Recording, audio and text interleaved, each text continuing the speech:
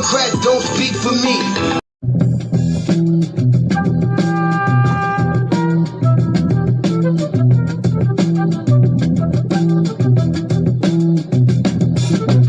You will not be able to stay home, brother. You will not be able to plug in, turn on, and cop out. You will not be able to lose yourself on Skag and skip out for beer during commercials because the revolution will not be televised. The revolution will not be televised. The revolution will not be brought to you by Xerox in 4 parts without commercial interruptions. The revolution will not show you pictures of Nixon blowing a bugle and leading a charge by John Mitchell, General Abrams, and Spyro Agnew to eat hog maws confiscated from a Harlem sanctuary. The revolution will not be televised. The revolution will not be brought to you by the Schaefer Award Theater and will not star Natalie Woods and Steve McQueen or Bullwinkle and Julia. The revolution will not give your mouth sex appeal. The revolution will not get rid of the nubs. The revolution will not make you look 5 pounds thinner because the revolution will not be televised, brother. There will be no pictures of you and Willie Mae pushing that shopping cart down the block on the dead run or trying to slide that color TV into a stolen ambulance. NBC will not be able to predict the winner at 8:32 on report from 29 districts. The revolution will not be televised. There will be no pictures of pigs shooting down brothers on the instant replay. There will be no pictures of pigs shooting down brothers on the instant replay. There will be no pictures of Whitney Young being run out of Harlem on a rail with a brand new process. There will be no slow motion or still lights of Roy Wilkins strolling through Watts in a red, black, and green liberation jumpsuit that he has been saving for just the proper occasion. Green Acres, Beverly Hillbillies, and Hooterville Junction will no longer be so damn relevant, and women will not care if Dick finally got down with Jane on Search for Tomorrow, because black people will be in the street looking for a brighter day. The revolution will not be televised. There will be no highlights on the 11 o'clock news and no pictures of Harry armed women liberationists and Jackie Onassis blowing her nose. The theme song will not be written by Jim Webb or Francis Scott Keys, nor sung by Glenn Campbell, Tom Jones, Johnny Cash, Engelbert Humperdinck, or The Rare Earth. The revolution will not be televised.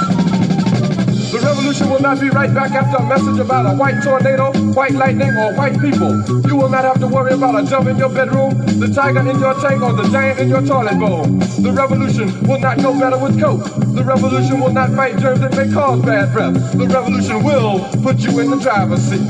The revolution will not be televised, will not be televised, will not be televised, will not be televised. The revolution will be no rerun, brothers. The revolution will be live.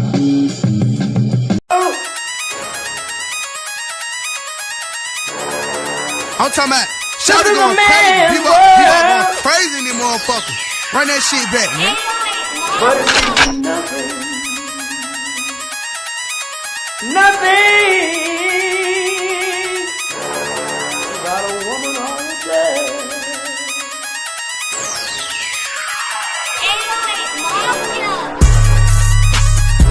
Man made the car.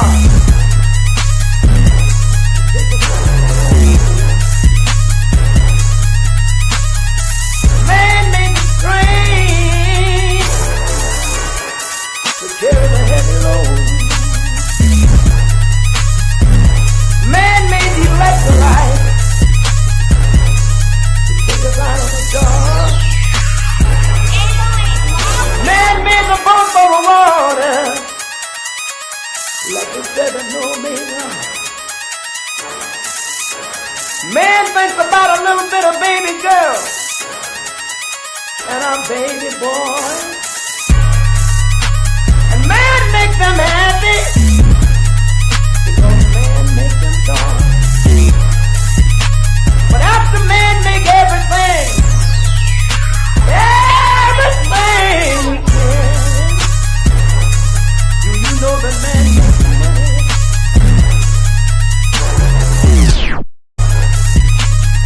To buy from other men. This is a man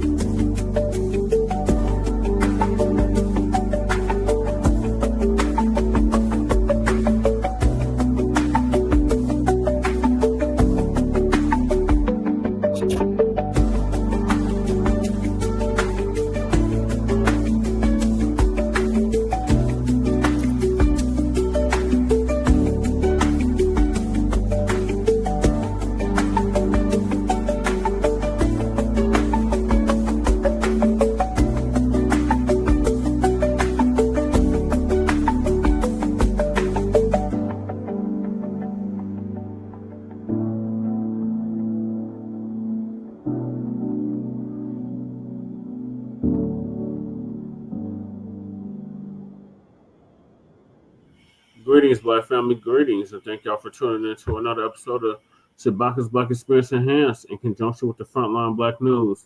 This is Season 10, Episode 46 of Grand Rising with Shabaka and the Chase. In conjunction with the Front Line Blacc News, and I'm your host, Che and Krumah, and we're joined with the other host, Lady Che, and we have our West Coast correspondent, Shabaka Sankori, Shabaka's Black Experience Enhanced in the building. Greetings, Shabaka from the Mile High Income and Illegal Migrant Flooded City. And good. And on the Season 10, Episode 46 Grand Rising with Shabaka and the Chase in conjunction with the Frontline Blacc News, we'll be discussing several topics. First topic is government shutdown. We are on, day 2 now of the government shutdown? Day 3. Oh, day 3 now. I stand corrected. Day 3. We are on now day 3 of the government shutdown, and there doesn't seem to be no end in sight. Why West Indians Hate FBA'S, and rapper Mogul Sean Puffy Daddy Combs. He got 4 bullets. Exactly, Shabaka. Sentenced to 4 years in prison for misdemeanor crimes. Yeah. We are based out of East Denver, North Aurora. Well, Frontline campaign. Frontline Blacc News is based out of East Denver, North Aurora, Colorado. We give the news from a Frontline Black First perspective. We are all part of the new Blacc Media and also the signal boosters of the new Blacc Media. We have been around for 5 seasons now and counting, and we have several platforms that are part of the Frontline campaign. Frontline Blacc News being one of the first, and we started it back in 2020, 2021. And Shabaka's Black Experience Enhanced is based off the 50th anniversary of the founding of the original Blacc Panther Party for Self-Defense, which started on Blogtalk Radio in 2016 and have been around for 10 seasons now. Shabaka's Black Experience Enhanced covers the Black experience from the beginning of time until 10 minutes ago. It also is a Frontline campaign and has recently, within the last 2 years, moved to from Blogtalk Radio to Streamyard. Please join us on Streamyard, YouTube, Frontline Blacc News. The links to all of our channels are in the description, including Lady Chase, the RBA, Jay Militants, What's Cracking TV with Jay Militant, Kukizi, who does our intro track for Frontline Blacc News. His link is also in the description. And our brother out of Watts, California, the Church of Black Power, YouTube link is also in the description. Then please sign the petition for reparations, family. The link is also in the description. The GoFundMe to the brother that mocked the death of Charlie Kirk on a college campus and got expelled. His GoFundMe link is also in the chat description. Support the GoFundMe that Lady Che has set up as well. That's also in the description. And we have copyright disclaimer under Section 107 of the Copyright Act of 1976, allowance to make fair use. Purposes of criticism, comment, news reporting, scholarship, education, and research. And I do not own the rights to the music. And if you don't understand racism, white supremacy, what it is and how it works, everything you think you understand will only confuse you in all 9 areas of human activity, which is economics, education, entertainment, labor, law, politics, religion, sex and war, and some say health and nutrition. Yes, sir. Black person are captured by any race soldier, you must never fuss, fight, or flee.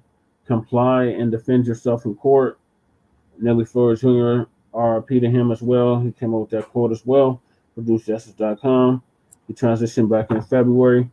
And racism, white supremacy is conscious and subconscious behavior to maintain white genetic survival, to prevent white genetic annihilation. And that's by the great Dr. Francis Cress Wilson, who also transitioned, but back in 2016. Yes, sir. And then also, too, ladies and gentlemen, too, if we do disagree, please let us disagree agreeably, because right now, as the brother Che has stated, that we are in a state of war, economical warfare, intellectual warfare. Then, of course, with the government being shut down, I just want to say this right here, and I take responsibility for these statements. Trump's kingdom is not following the law. The federal courts are kangaroo courts. the Black community could be very effective without DEI. Why Black people should tear up your voter cards. The main reason is so you will not be called to jury duty to railroad Black defendants. How do we help and guide Black youth? And with that there being said, let's get to the top story of the hour that Brother Che has just pointed out, the recent development within the last 8 hours. Sean Combs, as we all know, was sentenced to 8 years. Okay, strike that. 4 years. I'm sorry, 4 years. Okay, and then also quoting a reliable mainstream source. Okay, I'm not going to say their name, but of course, the time that he spent in there can be credited toward his time. Yeah, they should give him time served. Yeah. On part of his sentence. Also, too, as we do know, the rap industry definitely exploded. There was a lot of Black entrepreneurs that came up through there. Mr. Combs, of course, being one of them. And yeah, I don't know. We're gonna get to him, okay. But first, this government shutdown. Oh, absolutely. Okay, first place, this should be immediate grounds for impeachment for Donald Duck. Okay, but however, he has all his cronies in place. Okay, so he's got allies. We're going to continue discussing the threat to Black empowerment that comes from these tethers. Sorry. This time, we're going to do it with a historical view. Sure. So we're going to focus on the fact that there's Yeah, and then on top of that there too, ladies and gentlemen, as I've stated before, we'll continue to state there'll be those that disagree with me, but please let us disagree agreeably to get rid of diversity, equity, and inclusion. A federal judge handed down a sentence in the high-profile Sean Diddy Combs trial.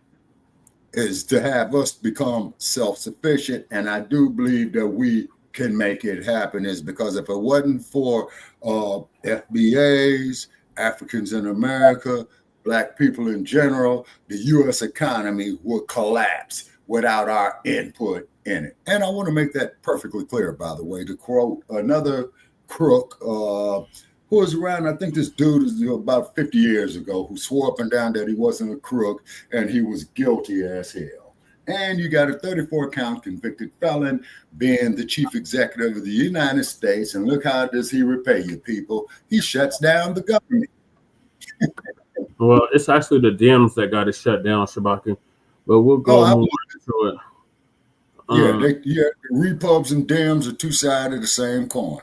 Okay, please continue, brother. Yeah, so the first video is from Caucasian Nazi Network. This afternoon, the Senate once again. And it says government shutdown extends to next week as Senate fails to pass funding bill. So this is all behind the funding bill and a budget that neither party refused to endorse or vote on. Wow. And failed to pass a funding bill. And that means the shutdown continues through at least Monday. And we just learned that Speaker Mike Johnson is not going to call the House back to Washington next week. So that's going to put more pressure on the Senate. As soon as today, we expect the White House to announce thousands of permanent layoffs of federal workers. Sources telling CNN that the administration already has a list of where those cuts will be made. Used to go on in the morning. This administration is focusing on waste, fraud, and abuse. And so Democrats have given this administration fraud, an and unenviable abuse. Choice to have now ain't that the pot calling the kettle black? These cuts and layoffs can be made. The press secretary, Caroline Leavitt, there calling this an unenviable choice. But once again, that doesn't seem to quite be how the president Where's the kid? At this moment. Last night, he posted a video, seemingly AI generated, featured this scene. The budget director, Russell Vought, depicted as the Grim Reaper, as the White House memes and trolls their way through the shutdown. On Capitol Hill, that deadlock remains. The blame game still going strong. It's not complicated. Americans want it. Republican voters want it. Democrats remain ready and willing to work with the other side. And please hit our chat room, folks, of how you feel about this guy, Chuck Schumer. For the American people, fund the federal government. It's all about President Trump and the Democrats needing there's the kitty. to satisfy their far left political-based, far-left activist organizations who are the tail wagging the dog right now. That's all this is about. All right, let's get off the sidelines, head into the arena. We're going to talk with the Maryland governor, Wes Moore, in just a moment. His state deeply affected by the shutdown. Our panel is here, and we're getting started with CNN White House correspondent Kristen Holmes and CNN correspondent Arlette Saenz. She's on Capitol Hill. But Kristen, let me start with you because we've been hearing some rumblings of some Republican opposition. Now, why is this woman here wearing a leather piece? Cutting funding to blue states. What are your? Just want to show you all something. Yeah, cutting funding to blue states, but also some pushback when it comes to these mass layoffs. Now, I do want to be very clear here. This is not some kind of wave that we're seeing in terms of Republicans. Yet largely, we're seeing them be united, but this is the first kind of cracks that we're seeing. One of the things, again, being this halt in funding to blue cities. We've now seen the White House halt federal funding to both New York and Chicago for various projects. Obviously, this sounds punitive. We heard from Senator Susan Collins, Tom Tillis, Lisa Murkowski, all saying this is a bad idea. It's not something they should do. Until it's going a little bit further, actually saying that this could prolong this shutdown, have Democrats double down and dig in because they're seeing this as retaliation. Now, on the other side, one of the more interesting things we've seen is from the Republican Senator Kevin Cramer of North Dakota. He has come out against this idea of these mass firings and really the idea of belaboring this shutdown, saying at one point that it didn't seem as though the White House or Russ Vought in particular was as politically savvy on this point or was as politically aware as he should be of where their standing actually was, indicating that the White House might be getting a little too ahead of their skis when it comes to these threats of mass layoffs. Now, it's still very unclear where that stands. We heard from the White House today, we heard from Carolyn Leavitt essentially saying that they were going to wait and see what was going to happen after this vote, and then they would still keep discussing whether or not these layoffs were going to happen imminently. They had originally said they could start as early as today. Unclear where that stands right now. All right, fair enough. And Arlette, we just learned that the House is not going to come back to Washington this week. Help us understand what that means. Well, Casey, this is a pretty stunning reversal from House Speaker Mike Johnson, who had insisted that the House would return next week. But just moments ago, they announced that they're actually telling lawmakers to stay back in their home districts. What Republican leadership in the House is hoping is that this will force Senate Democrats to get on board with the only plan that's out there, or one of the only plans that's out there right now, and that's that Republican-backed 7-week stopgap funding bill. But right now, there still does not appear to be any movement from either side on this issue. The Senate, again, voted today on that GOP plan, on a Democratic plan, and both of those votes failed, meaning that this shutdown is going to extend until Monday. Senators are now heading back home to their home states for the weekend, and it really does not appear that there is any. And they should have their pay, Doc, because they should be having asses up in there to stop the shutdown. Trying to reach a real resolution on this matter. Now there are informal talks happening behind the scenes, about those OPEC subsidies that are set to expire at the end of the year that are really central to Democrats' demands. But everyone involved in those talks says that they're just informal. Senate Minority Leader Chuck Schumer said that he's encouraged Democrats to have those conversations, but that nothing official has been put on the table. A bit earlier today, the Republican leader, Senate Majority Leader John Thune, said that they can't make any commitments when it relates to those Obamacare subsidies because they don't have a guarantee that they will have enough votes to have it pass. That's a reference not just to the Senate, but also to the House, which may not be willing to accept any changes that would head their way. So there's still a lot of big questions about how exactly this government shutdown could get involved, as really you have Republicans and Democrats digging in on their positions, really waiting for the other side to blink first. Yeah, bottom line, political pain isn't high enough for either side yet in terms of getting to a point where somebody's going to cave. Kristen, Arlette, thank you both very much for that. All right, joining us now is the Democratic governor of Maryland, Wes Moore. Governor, thanks so much for being in the arena today. It's wonderful to see you. I want to start, of course, with the shutdown because there are so many people in your state who are directly affected by this. And I know that you have said that Maryland is going to put what resources it can to helping those people. My question to you is, How long do you think you can try to bridge the gap? Well, we shouldn't be shut down right now. There's no reason for us to have Man, that is an understatement. with the exception of the fact that Washington has just decided to break its pact with all 50 states. And there's no state that has a greater level of exposure to this than the state of Maryland, where, I have over 260,000 federal employees in my state, over 160,000 federal jobs that are located within the state of Maryland. So this is having a disproportionate impact, in addition to the other disproportionate impact that the Trump administration has had on our state, to include firing over 15,000 Marylanders already who are federal workers, which is the largest number in the entire country. But the thing that we know, and what I've told the people of our state, is that we are going to make sure that we have our states back. And so literally the minute that our federal government decided to shut down, that I then authorized for supports for the people of our state, to include making sure that we're now working with our private sector to know that they are not going to do evictions, nor are we going to do utility shutoffs to federal workers during this time, that we are going to ensure that the state, for as long as we can, will help to backstop things like Medicaid and food assistance, because people should not lose their health care or be kicked off food assistance simply because the federal government is deciding to be as cruel as humanly possible. And so we are hoping, and I'm urging, and I'm saying to President Trump, end the shutdown. You are the reason that we have shut down. You are the one who can get us out of this, because it is the states that are taking on the brunt of this. But couldn't Senate Democrats decide to vote as soon as today to reopen the government? That part. Damn good question. Well, what we know is that the president has both the House, has the Senate, and has the presidency. But I am also convinced that the reason that we're in a shutdown is not just because the president couldn't close a deal, because he couldn't. I don't think the president wants to close the deal. That ever since the government is shut down, the president's now threatening to have mass firings of federal workers.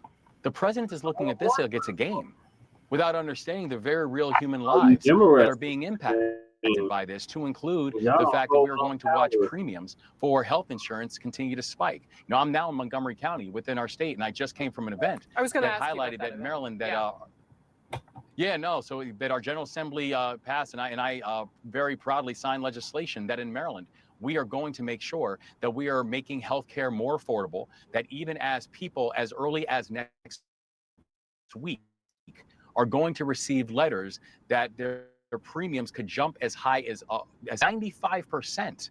That over 250,000 Marylanders could receive notice that their premiums could jump over 95%, that in the state of Maryland, we're showing that there is a better way, that we're showing that we can help to keep healthcare affordable. And I signed legislation to ensure that we can have affordable healthcare, even in a time when the federal government is trying to jack up healthcare costs on everybody in our state. Yeah, see, he's talking out of both sides of his mouth. You see what I mean?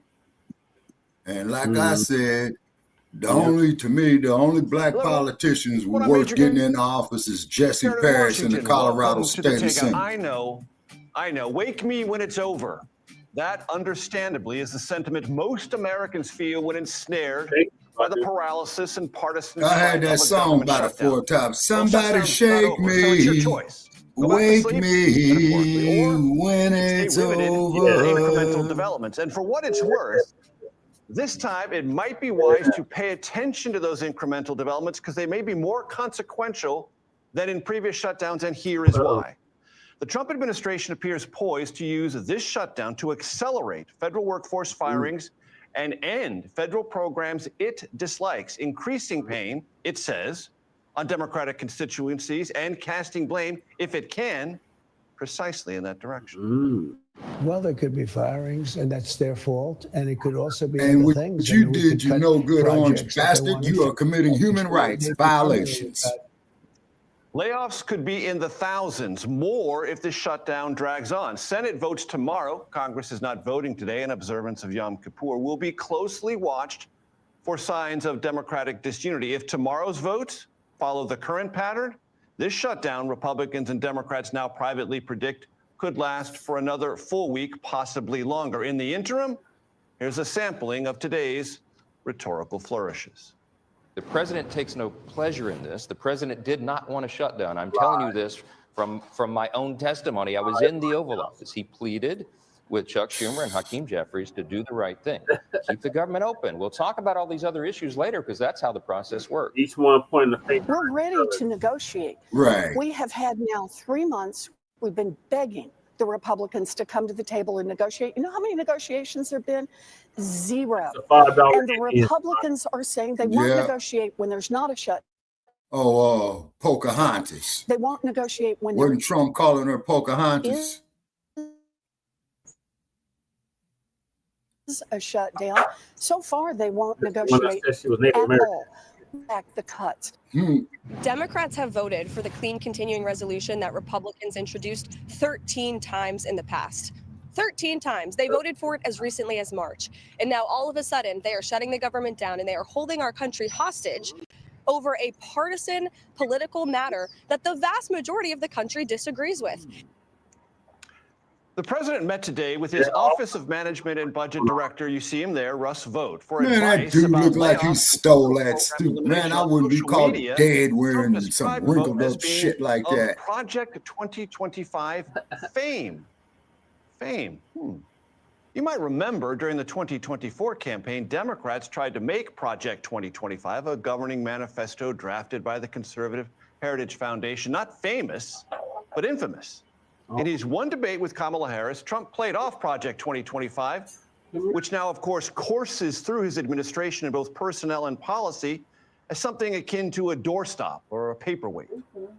I have nothing to do, as you know, and as she knows better than anyone, I have nothing to do with Project 2025. That's out there. I haven't read it. I don't want to read it purposely. I'm not going to read it. This was a group of people that got together. They came up with some ideas, I guess some good, some bad, but it makes no difference.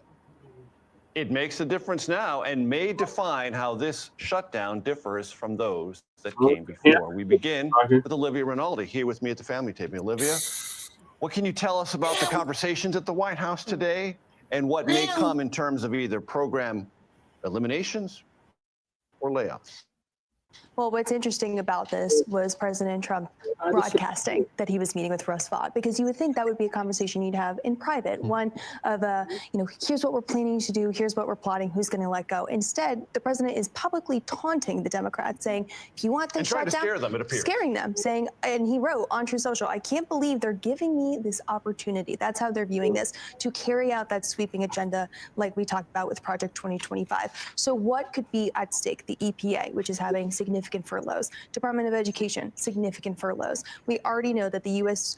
Patent and Trade Office is facing a reduction in force. So that's what's key over the next 24 hours, especially as the Senate seems to vote on that bill when they come back. We'll see what goes on with that. It seems likely that the shutdown is going to continue through the weekend into next week. But over the next 24 hours, we could potentially see who is actually going to be impacted by those massive layoffs that they're talking about. And let's count how many times that the dumpster is going to be on the golf course. And the terminology matters here because a furlough differs from a firing, reduction in force, meaning it's permanent. Furlough, you might be back, you might not. And they're looking at, in some instances, straight up firing. And then, yes, that seems to be what they're looking at, is that they are going to have massive reductions in force. Trump is up here bumping everybody's head, talking out of both sides out of his mouth. You know what I'm saying? And to quote the words of Al Pacino in Justice for All, he deserves to go right straight to fucking jail. Congress, Speaker Johnson saying that they believe the president is given more power during human rights violations. You got a lot of senior citizens out here that need their benefits. An ongoing negotiation of this Trump administration. How you got much little power babies that need their benefits. They're willing to test out in this You shutdown. got little kiddies that need their benefits. Could be very much different. Olivia Rinaldi, thank you so very much. Right. Salute, Mac. Hey, Mac 285, what's up with you, man? You know, and so, yeah, and we're welcoming all trolls. We want you dumpsters in. Graves from Louisiana, really, we do. And Michael Hardaway, former spokesperson for Democratic leader Hakeem Really Jeffries. do. We need some Michael, trolls you're trying to get tonight. that IFB in your ear so you can hear when we play those sound bites. Good to have you both as part of this conversation. Thanks so much. Here we are, our day 2 of the shutdown. Initially, we listened to Speaker Johnson talk this morning about all this yesterday on a podcast. There are some good things that could come out of a shutdown, but there's pros and cons. It does give an opportunity. Yeah, Mac 285. Yeah, they sent Diddy up the river to make unilateral decisions that don't need a vote of Congress. Yeah, we got him on top. Which programs in the government are essential and which are not. Nothing. Get off of me. Congressman, are you surprised to hear the Speaker of the House go there? I mean, isn't Congress supposed to have the power of the purse? Hey, yo. Yeah, but I think this shutdown's a little different than ones we've seen in the past. President Trump, to some degree, as well as like an opportunity to demonstrate that the federal government is too big, too many people, cost too much money, too slow, too large, and they're going to prove that by having the government shut down. And I think to a large degree, calibrating the impact. I think that this is a unique shutdown, and that the president is willing to use this to demonstrate that you can reduce the size of the federal government, and effectively Congress is giving him the right to do so. Yeah, is it surprising to you, Michael, that Congress would just sort of hand over its power like that? But this is how congressional Republicans have operated over the last 9 months. So it's no surprise because they have rubber stamped he's done. So that's not a surprise. I think I'm disappointed as someone who worked during the last shutdown in the House and someone who's also worked in the Senate in terms of how this has come together. It's never really been a situation where the president hasn't stepped in and shown leadership and brought leadership from both sides of the aisle together to come to a solution. That seems to be the issue here. Look, this nigga has no facial hair whatsoever. No beard, no mustache, no nothing. Yeah. I don't trust nothing that fool has to say. Nothing. Donald Trump waited until 48 hours before the shutdown to start conversations. That's not being an honest broker. It's not looking for solutions. And so, as we look at where we are right now, it's not leading.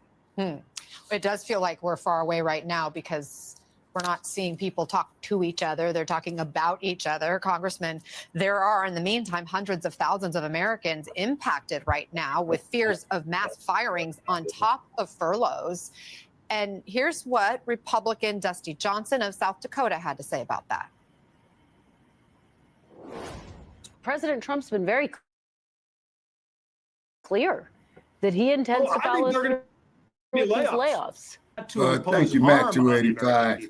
But there'll be layoffs that I think the administration thinks that over time will make the country stronger. There are some federal employees that shouldn't have jobs. Not every single. Yeah, I know a federal employee shouldn't have a job. His name is Donald John Trump. Congressman, is that the message Republicans should be sending right now? Look, I have a lot of respect for Dusty Johnson, sort of side by side with him. I think he's a really bright guy. So look, I do think we need to keep in mind the federal government is not supposed to be a jobs program. I agree with Congressman Johnson that every federal employee doesn't deserve a job, or as he said, a birthright. You also have to keep in mind how we got here. Republicans actually voted to keep government open. They voted on the same exact appropriations bill at the same exact levels that Democrats have voted on over and over and over again. Lastly, I think that Senator Schumer is overplaying his hand here by trying to use this healthcare subsidy issue, which I think actually creates a liability for Democrats going into the next elections, because Democrats are basically out there saying that Obamacare didn't work and it's going to require more federal subsidies. These subsidies the subsidies expire. The subsidies expire. They're not asking for more. They're just asking to renew them. And we know if without that, then the premiums will go up double for some people. We just had a whole segment on it. Really important distinction here. There were subsidies that were put in place during Obamacare. During COVID, Democrats came in 2021 and added a higher level or an additional subsidy. That's the one that expires. It expires solely because Democrats did it during COVID, intending it to be temporary. The law they wrote causes it to expire. So let me just ask then, are you saying that you believe, and the Republicans believe, that those healthcare premiums should go up for millions of Americans? You would like to see that happen, and that's okay with you? I am saying that Obamacare, the Democrats are proving and admitting that Obamacare didn't achieve the objectives of lowering healthcare costs. It's actually causing costs to go up for all Americans, which Republicans have opposed. Look, something that's bipartisan, I'm sure Michael would agree. One of the things we've got to attack is bringing down healthcare costs overall. They've gone up way too much. They're unaffordable. And that's something that should have bipartisan support. But coming in and having the federal government spend $350 billion whenever Democrats cause this to be expired, it's an additional subsidy. I don't think it's the right hill to die on. Michael? 50 million Americans have been given health care because of Obamacare. These subsidies in large part help working class people, rural and urban. If these go away, millions of people will lose health care just when we're starting flu season. You're seeing a new strain of COVID and rising cases across the country. That is the reality. I'll also say this. The same people complaining about the cost of these subsidies have nothing to say about Donald Trump wasting $20 billion and giving that to Argentina. If we're going to have a conversation about efficiency and effectiveness, let's have a real honest conversation, right? We can't say we have nothing to say about this $20 billion, but for some reason we have an issue with these subsidies that are going to working Americans who need help to have health care insurance, just like members of Congress who have a doctor in the basement of their building. We all don't have that. So let's have an honest conversation. Michael Hardaway, former Congressman Garrett Graves. I appreciate having the conversation here and allowing different opinions. Welcome back. This morning, President Trump says the government shutdown move and helping him make those decisions. Russell 25 plans that got so much attention to campaign. Vote has already announced several of the cuts since the shutdown began and has emerged as a key member of the president's team. You all know Russell Vogt. He's become very popular recently because he can trim the budget to a level that you couldn't do any other way. So they're taking a risk by having a shutdown. But who exactly is Russell Vogt, and how did he get all this power?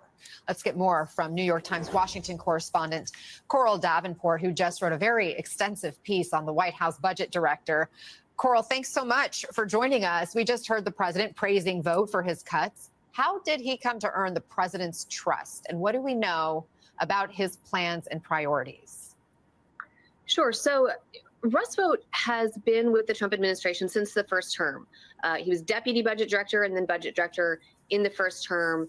In that first White House term, he was involved. He kind of tried to use the power of the White House to cut off spending. He was involved in the decision to cut off Ukraine spending, which ended up getting the president impeached, to reroute money for building the wall, which ended up getting canceled, to try to fire employees kind of at will, thousands of federal employees. All of those were ideas that he really embraced, that he wanted the president to be able to do, that kind of fell apart. And he spent the 4 years of the Biden administration kind of relentlessly working. He started his own think tank. He worked with Project 2025 on this project of how can the president do these things and have them stick?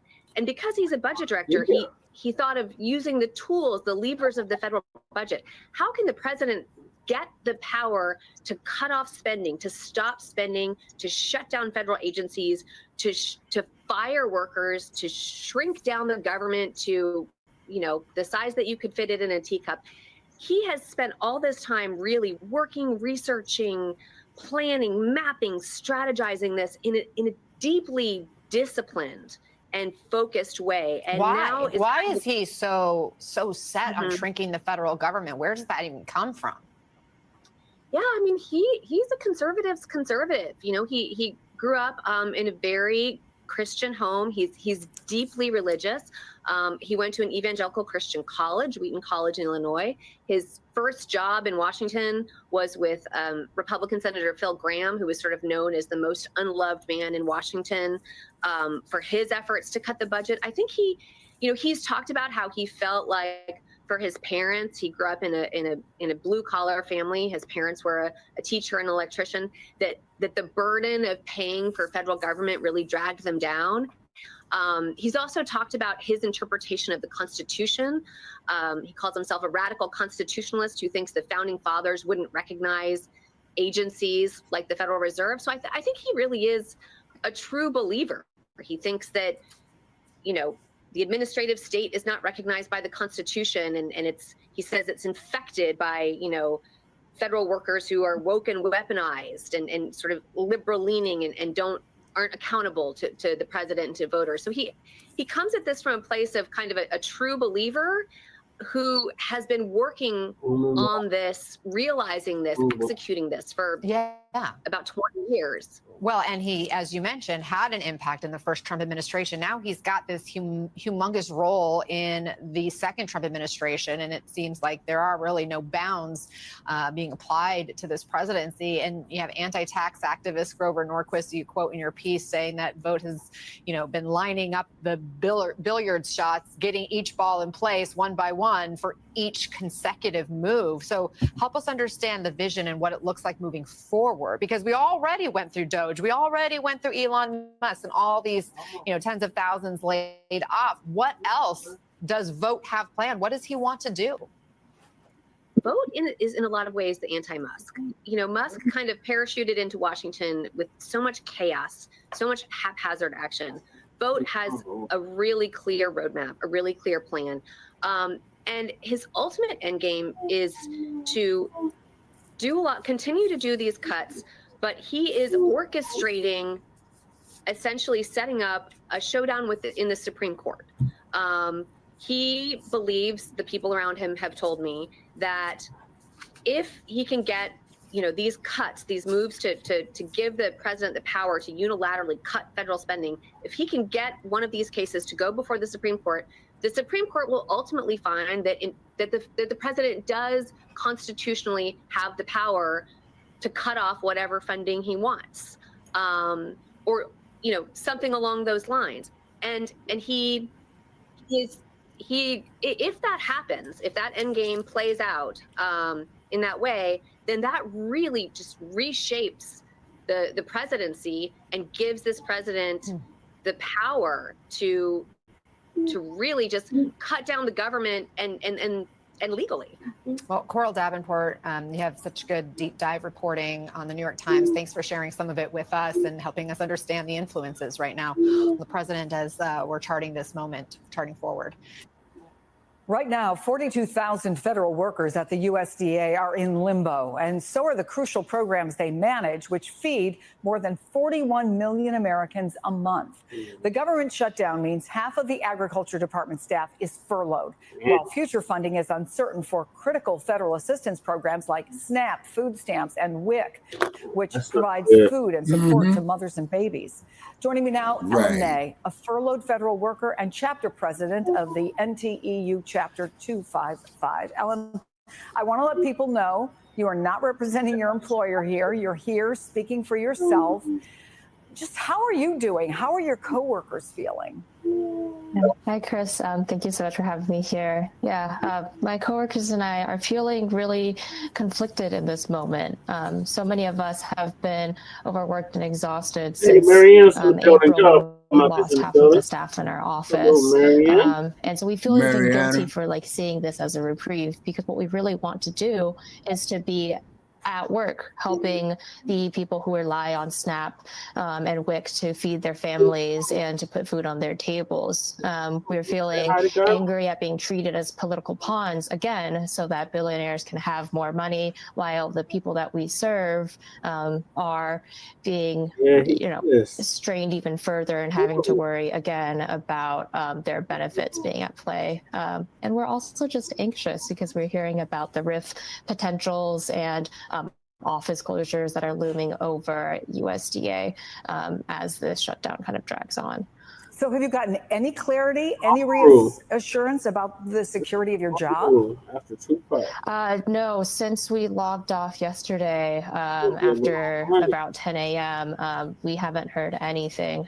Since we're not allowed to touch our government furnished devices after a shutdown, we've just been waiting to see how this all unfolds, just like everybody else. Do you have any sense about the food assistance programs that you work on? Any idea how long their funding might last?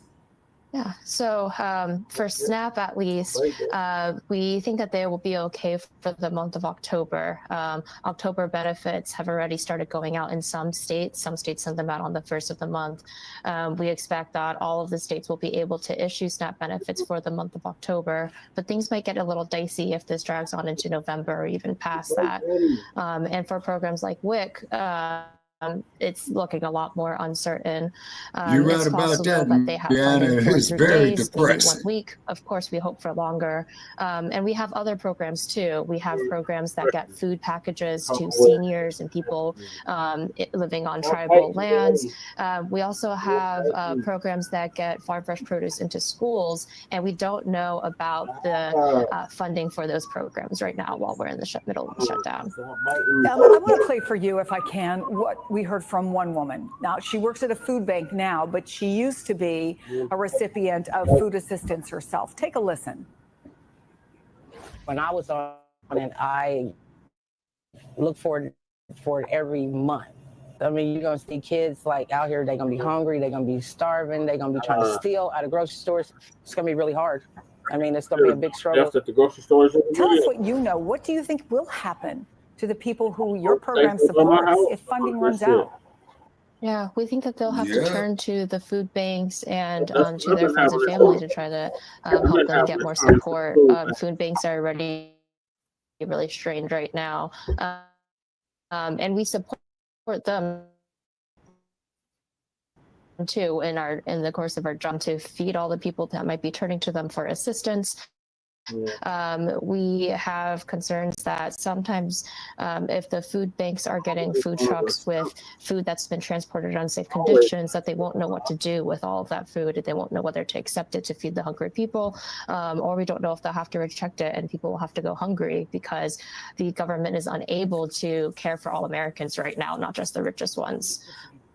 Ellen May, I can't imagine being in your shoes or your colleagues, and the work you do is something that we should be proud of. And I'm sorry you're going through this. Keep in touch. Will you let us know how it's going?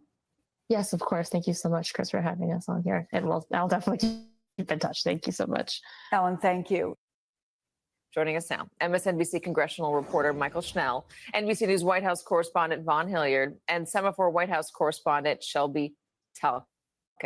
Michael, any movement today? Yeah, Katie, not really. Look, I will caveat that with the fact that both the House and Senate are out of session today in observance of Yom Kippur, the Jewish holiday, but still not a lot of action up here. We did hear from Speaker Mike Johnson and his leadership team a little bit earlier this morning, and they had stuck by the same talking points, arguing that the onus of this shutdown is on Democrats, and then the best way to reopen the government is to pass that House-passed continuing resolution that was crafted by Republicans. Listen to a taste of what Speaker Johnson had to say. Start the impeachment. People say, why aren't you negotiating with Schumer and Jeffries? Because I quite literally have nothing to negotiate. There's nothing I can pull out of the bill that was a Republican priority to say, oh, we won't do that. Why don't you guys vote for it now? I don't have anything. I didn't put anything in it to send it over. I'm stunned. I'm stunned that they have decided to shut the government down and hurt people. It is on them 100%. Now, Katie, we know that just agreeing to that Republican-crafted stopgap bill is a non-starter among the majority of Senate Democrats. Now, we are aware that some conversations are underway in a bipartisan fashion in the Senate about potentially finding an off-ramp to the current situation. We saw some of those huddles happening on the Senate floor yesterday. Senate Majority Leader John Thune said it was today, but what that bipartisan off-ramp could be, that agreement to reopen the government, really remains elusive as of now. Now, what does the schedule for the next few days look like? The Senate is going to be back here in the Capitol tomorrow. They'll be holding a pair of votes, first on that Democratic-crafted stopgap that includes the Obamacare subsidies and other health care provisions. We're expecting that to fall short of the 60-vote threshold needed to move forward. Senate will also vote on that Republican-crafted stopgap again. Similarly, we expect that to fail as well. Then the path forward remains unlikely. John Thune, though, saying this morning saying that he doesn't expect the Senate will remain in recess over the weekend, which, Katie, that means the shutdown could likely extend into next week. Yeah, sounds like it. All right, so who is to blame for the shutdown, according to American voters? Here is a Washington Trump Post is the text poll. Trump is the 47% chief say Trump and the executive. Republicans He in Congress. is the problem. 30% say Democrats in Congress. 23% not sure. This is 1,010 adults reached by text on October 1st. And then the other part of this, which is what this whole shutdown is about, these federal subsidies for health care. Here's what people say about that. 71% of the country wants to extend health care subsidies. 29% wants it ended Need to do a as show on scheduled to Trey end in January, and in some cases, premiums would triple to unaffordable highs for many Americans. Vaughn, where's the White House's head on that? Do these numbers stir them? Apparently not, because we have not heard any indication that they have any intention of relenting.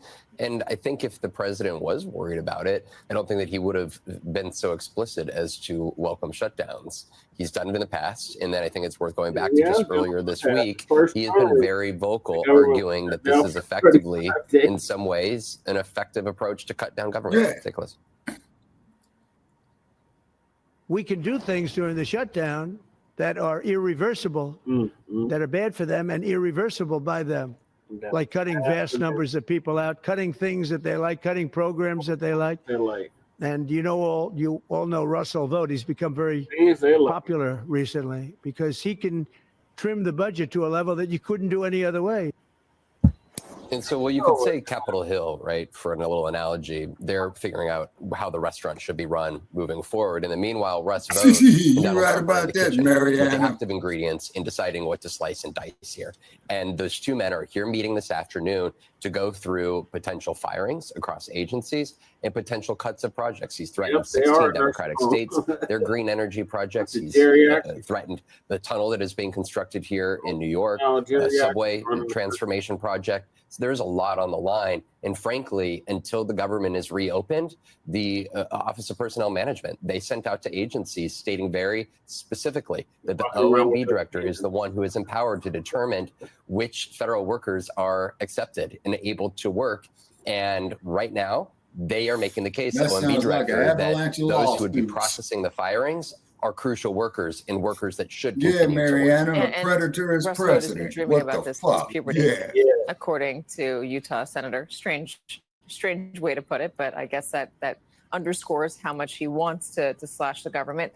What's interesting, Shelby, is Donald Trump, listen, it's a risk, obviously, to shut down the government over anything. The Democrats are running that risk. They're hoping that banging on about healthcare subsidies right now, as the exchanges open up for enrollment and as people are getting their notices for what next year's premiums are going to cost, is going to make a difference. People are going to understand why they've shut down the government. And I just put a disclaimer in the chat. What I find puzzling is that when Donald Trump says, if you do this, I'm going to have to permanently lay off people and it's going to be your fault. It's like he's saying, I'm going to punch a guy in the face, and if you don't stop me, if you don't stop my fist, then it's your fault I punched him. It seems like a gamble as well from the White House. I think anytime there's a shutdown, there's a gamble. Both sides are taking a gamble. You never know ultimately who the American people are going to blame. But the White House is betting at the end of the day that Democrats are going to take the blame. And when I talk to White House officials, they remain confident in that. And they're not really hiding the ball with the fact that part of the result of this shutdown is that they want to, as a senior White House official described to me, force Democrats to understand the consequences of keeping the government closed. And so part of that, you're seeing these sort of cuts, you're seeing these initiatives that are targeting Democratic states. And they're not hiding the ball that these are programs that don't fit the administration's needs, as an administration official told me. And so they're using this shutdown as sort of an opportunity to continue some of those early on Doge-like cuts, to continue shrinking the U.S. government. Give me a little bit about more from your conversation with Senator Kramer about Russ Vought. Right, yeah. Republicans are concerned about this. They're concerned that they're going to move too quickly and sort of lose the advantage that Republicans believe they had. So Senator Kramer told my colleagues that Russ is less politically in tune than the president, and that we as Republicans have never had so much moral high ground on a government funding bill in our lives. I don't see why we would squander it, which I think is the risk of being aggressive with executive power in this moment. And so you're hearing from Republicans who are sort of urging caution from Russ vote on all of this. They want the government to take a little bit of a step back and maybe be less aggressive in their cuts because they're concerned that they're going to lose this, what they believe is a winning argument for the American people. I mean, it's basically the risk that I was just talking about. Why is the White House getting in the way of just saying this is all the Democrats' fault? Why would the White House want to take it a step further and start permanently cutting jobs and then try to blame it on the other side when they're the ones that are in charge of those cuts? So, Michael, are you hearing similar sentiment on the Hill, or is Senator Kramer an outlier? I think that by and large, we're seeing most Republicans back up President Trump and Russ Vought on this matter. Russ Vought actually spoke directly to House Republicans yesterday. I spoke to a number of members who are on that call, and they told me after that they are supportive of these reductions in force. A number of members had actually said that on the call themselves, according to people who were listening. We also heard from Speaker Mike Johnson this morning, who during that press conference was actually asked directly, are you concerned? You argue that Republicans have the upper hand in this shutdown and that Democrats will be to blame for the situation. Are you at all concerned that these firings and these mass layoffs will prompt that public opinion to change and for Republicans to actually take on more of the onus of the shutdown by the public? And Speaker Johnson said he's not concerned about that. He's not worried. He also actually said that constitutionally what the president and Russ Vought are doing is legal, saying that because the legislative branch is essentially shut down with Congress, with government not funded, the executive branch has those powers, and Russ Vought, as the director of the Office of Management and Budget, he says has wide discretion over what can be done during a shutdown. So those are essentially the facts, Mariana. Quite behind President Trump in this situation and argue that he's in the right for what he's doing. But I'm curious to see how those polls are going to shake out, because, again, these firings are going to impact what they're saying could be thousands of people. This is obviously a gamble, who's going to get blamed for it, because the midterms are coming up. I mean, they're not coming up, but we are about a year away, and people are going to start campaigning on it. The last time Donald Trump was in office during the midterms, the Democrats focused almost exclusively on health care, and they won back a majority in the midterm elections. And Donald Trump, was investigated quite a bit. The focus on health care seems to be what they're trying to do now, and they're hoping for the same success. He deserves to go right straight to fucking jail. Right, to see the polling numbers, it doesn't make sense why they would so openly celebrate mass firings. At the same time, people like Russ Vought, I don't know if he's been doing it since puberty, had this vision, but at the same time, they've seen Donald Trump as a vessel. This is what their vision they've of always an American wanted government wants. To make the government and smaller. This 2025 and 2026 is their moment, right? Forget what happens next November. This is their window of opportunity. The next year, next 13 months, to go and reshape the American government. I was told back during the transition, Russ Vought, it wasn't clear whether he was going to be onboarded, but Vivek Ramaswamy and Elon Musk were big proponents because they saw him as the portal to being able to actually execute the budgetary means to go and do what they knew that they would not be able to do independently through Doge. They're no longer around. Russ Vought is, and he is the man who is carrying out this vision of the Heritage Foundation, the Center for Renewing America, all of these different right-wing groups. This is their moment. They campaigned on it. There's no doubt about that. Mariana, always put good to them have you. both Michael in the Snell, good to cell have you with as well. Buff. And you, Shelby Talcott. Have them pick up some soap. Nah, Bubba.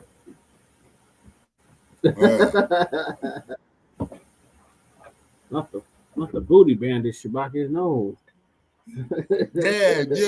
Put Trump and other trick in there. You know what I'm saying?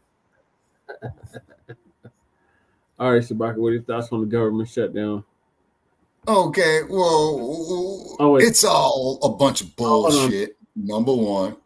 And then as Mariana says it right here, they definitely are screwing with our minds. Okay, these one more video. kangaroo courts, huh? I got one more video on this madness. Oh, okay.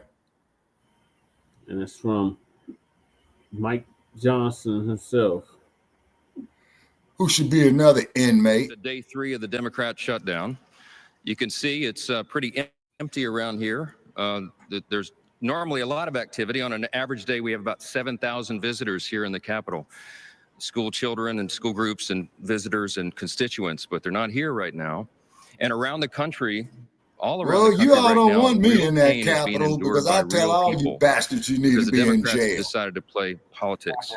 So Leader Thune and I wanted to come out and do two things today. This is Just what give you I'm a brief saying, update black on where people, things tear up stand your with this voter Democrat cards. shutdown.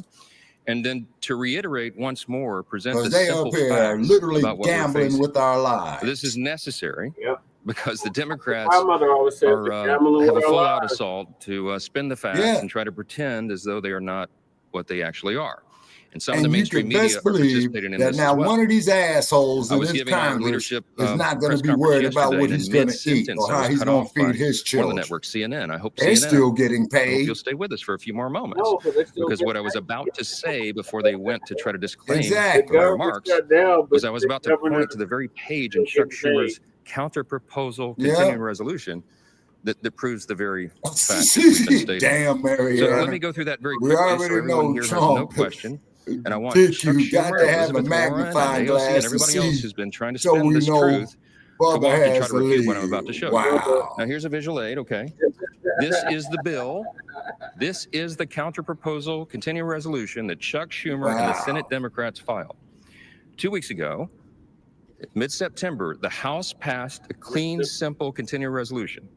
It merely continues the Biden-era policies and spending that we're enduring right now for 7 more weeks And the to allow the United States appropriations process to Marshals continue. should be going in there Republicans making and Democrats in both chambers 435 working together arrests. to The get the government Senate funded. We ran and out of the time House. because the end of the fiscal year is Charge. September 30th. We needed a few Dereliction more of weeks. duty. So we sent it over. Ours is Charge. 24 pages in length. Jeopardizing the It says let's lives just keep of the status everybody quo so this who's in their process, this procedure, this constituencies. regular order can be done. Chuck Schumer rejected that. Senate Democrats rejected that. Now 3 times they voted against that measure, and this is what they propose in advance, in exchange for that. So instead, the counter proposal. This is page 57. This is Well, on our Trump, website. you Go to should put speaker.gov. Stormy You can get all Daniels these to visual work, aids you for know, yourself, right? to Page clear up the 57, deficit. section You know what I mean? 2141. You see the highlighted language. There's a lot of legalese in this legislation, in these bills, but it says that they want to repeal the health subtitle changes. But what does that refer to? You read down here, Public Law 119-21. That's the one big beautiful bill. That's the American Families Tax Cut. What they want to do is repeal the very important and necessary Exactly, changes Mariana. that Republicans voted to put into law. The big, beautiful President bill. Trump signed that into law on July 4th, triumphantly Now, on you Independence telling Day. me It was a that great shit don't marquee stink. achievement for lots of reasons. But some of the most important provisions in that law was that it eliminated fraud and abuse of our health system. Medicaid has been rife with fraud and abuse, and so we reformed it. Why? To help provide more and better health services for the American people. Because the problem with Medicaid is it's been abused. We had so many people on Medicaid that never were intended to be there. Medicaid was written for the people who need it most, the elderly, the disabled, sometimes young pregnant women who are in difficult situations.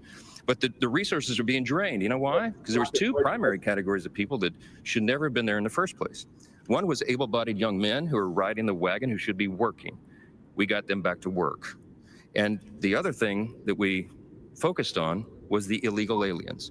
By the CBO's estimate, about 1.4 million illegal aliens were receiving Medicaid benefits that were intended only for U.S. citizens that met the categories I just described.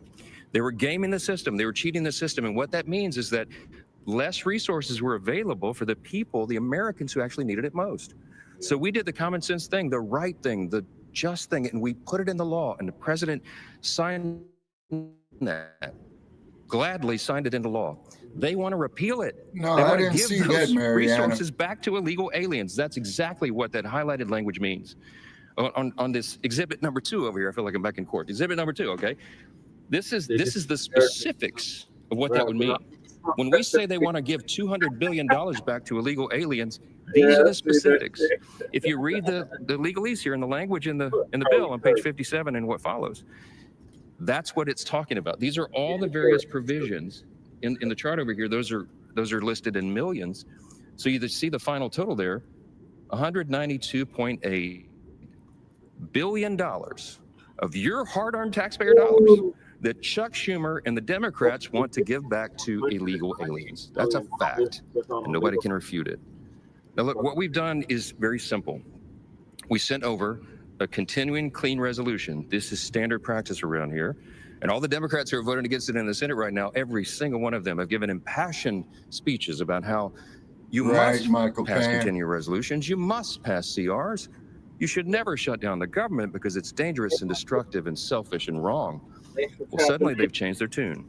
We're playing, I invite you all after the press conference to go by the speaker's office in the hallway there, and you can see the highlight reel of all of them saying Pretty much, Mariana. Passionately, as Pretty recently much, as March of this last year, when Chuck Schumer led his caucus to vote for the same CR. They did it 13 times during the Biden administration in the previous 4 years, but suddenly they won't do it. So everybody has to ask themselves why. It has nothing to do with health care. The subsidies that they're saying is the issue is not the issue. That is an issue for the end of the year. December 31 is when that expires. So Congress has 3 months to negotiate that. Certainly we could work on it in the month of October to find some consensus and figure that out, what reforms Man, why don't y'all get up off your asses and start working on it tomorrow? To the health care of Americans.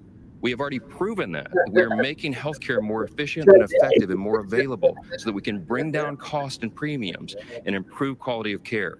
We put the goods on paper. We're doing that.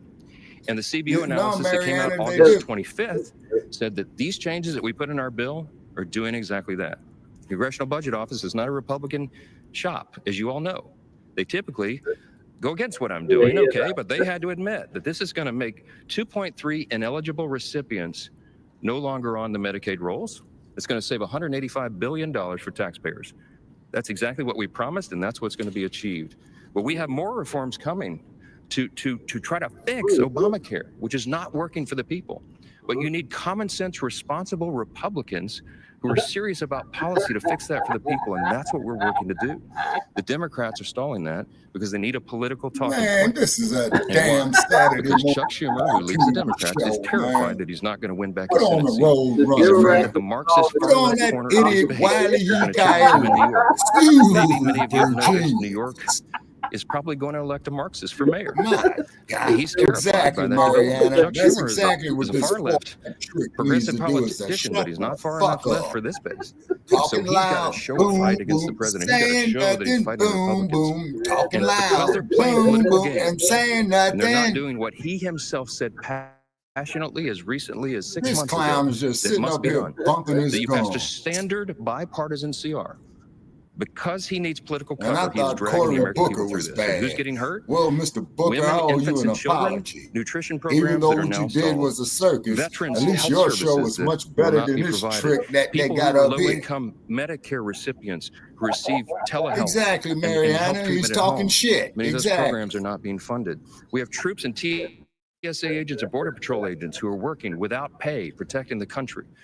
And you have FEMA Man, services, who the hell is gonna health work insurance without no policies, pay? for example, that are being stalled in the middle Is of a you hurricane crazy? season because the Democrats want to play political games and try to obscure the real facts at issue. We challenge them. We challenge them to tell us the why they're not trying to give illegal hurricane. aliens health care again when they put it in their own bill. This is not Republicans playing games. I could have put Republican conservative priorities on the CR and sent it over there, but I didn't. And so when you all ask me, why aren't you negotiating with Clown, them? you need I to don't know have how to anything tie to your negotiate. tie better, man. It Look, looks like Thune you and I stole can't that take tie off and that Republican shirt. priorities that we put in the CR and say, hey, is that better? Could you vote for that? Because we didn't put them on there in the first place. Why? Because Republicans are being responsible. We're operating in good faith. We're trying to get the Democrats to do their job, and they won't. Those are the simple facts, and they cannot be obscured. I'm so grateful for the strong leadership of my colleague and partner over in the Senate. And I'd love Leader Thune to give you a little update here. Thank you, Mr. Speaker. The speaker is right. Now this dude looks We like have an Otis the opportunity to drunk pick up on a an House-passed Andy bill Griffith show. that if it passes the Senate will be sent to the White House. The president will sign it and the government will reopen. It's that simple and that straightforward. And that's all we're talking about here.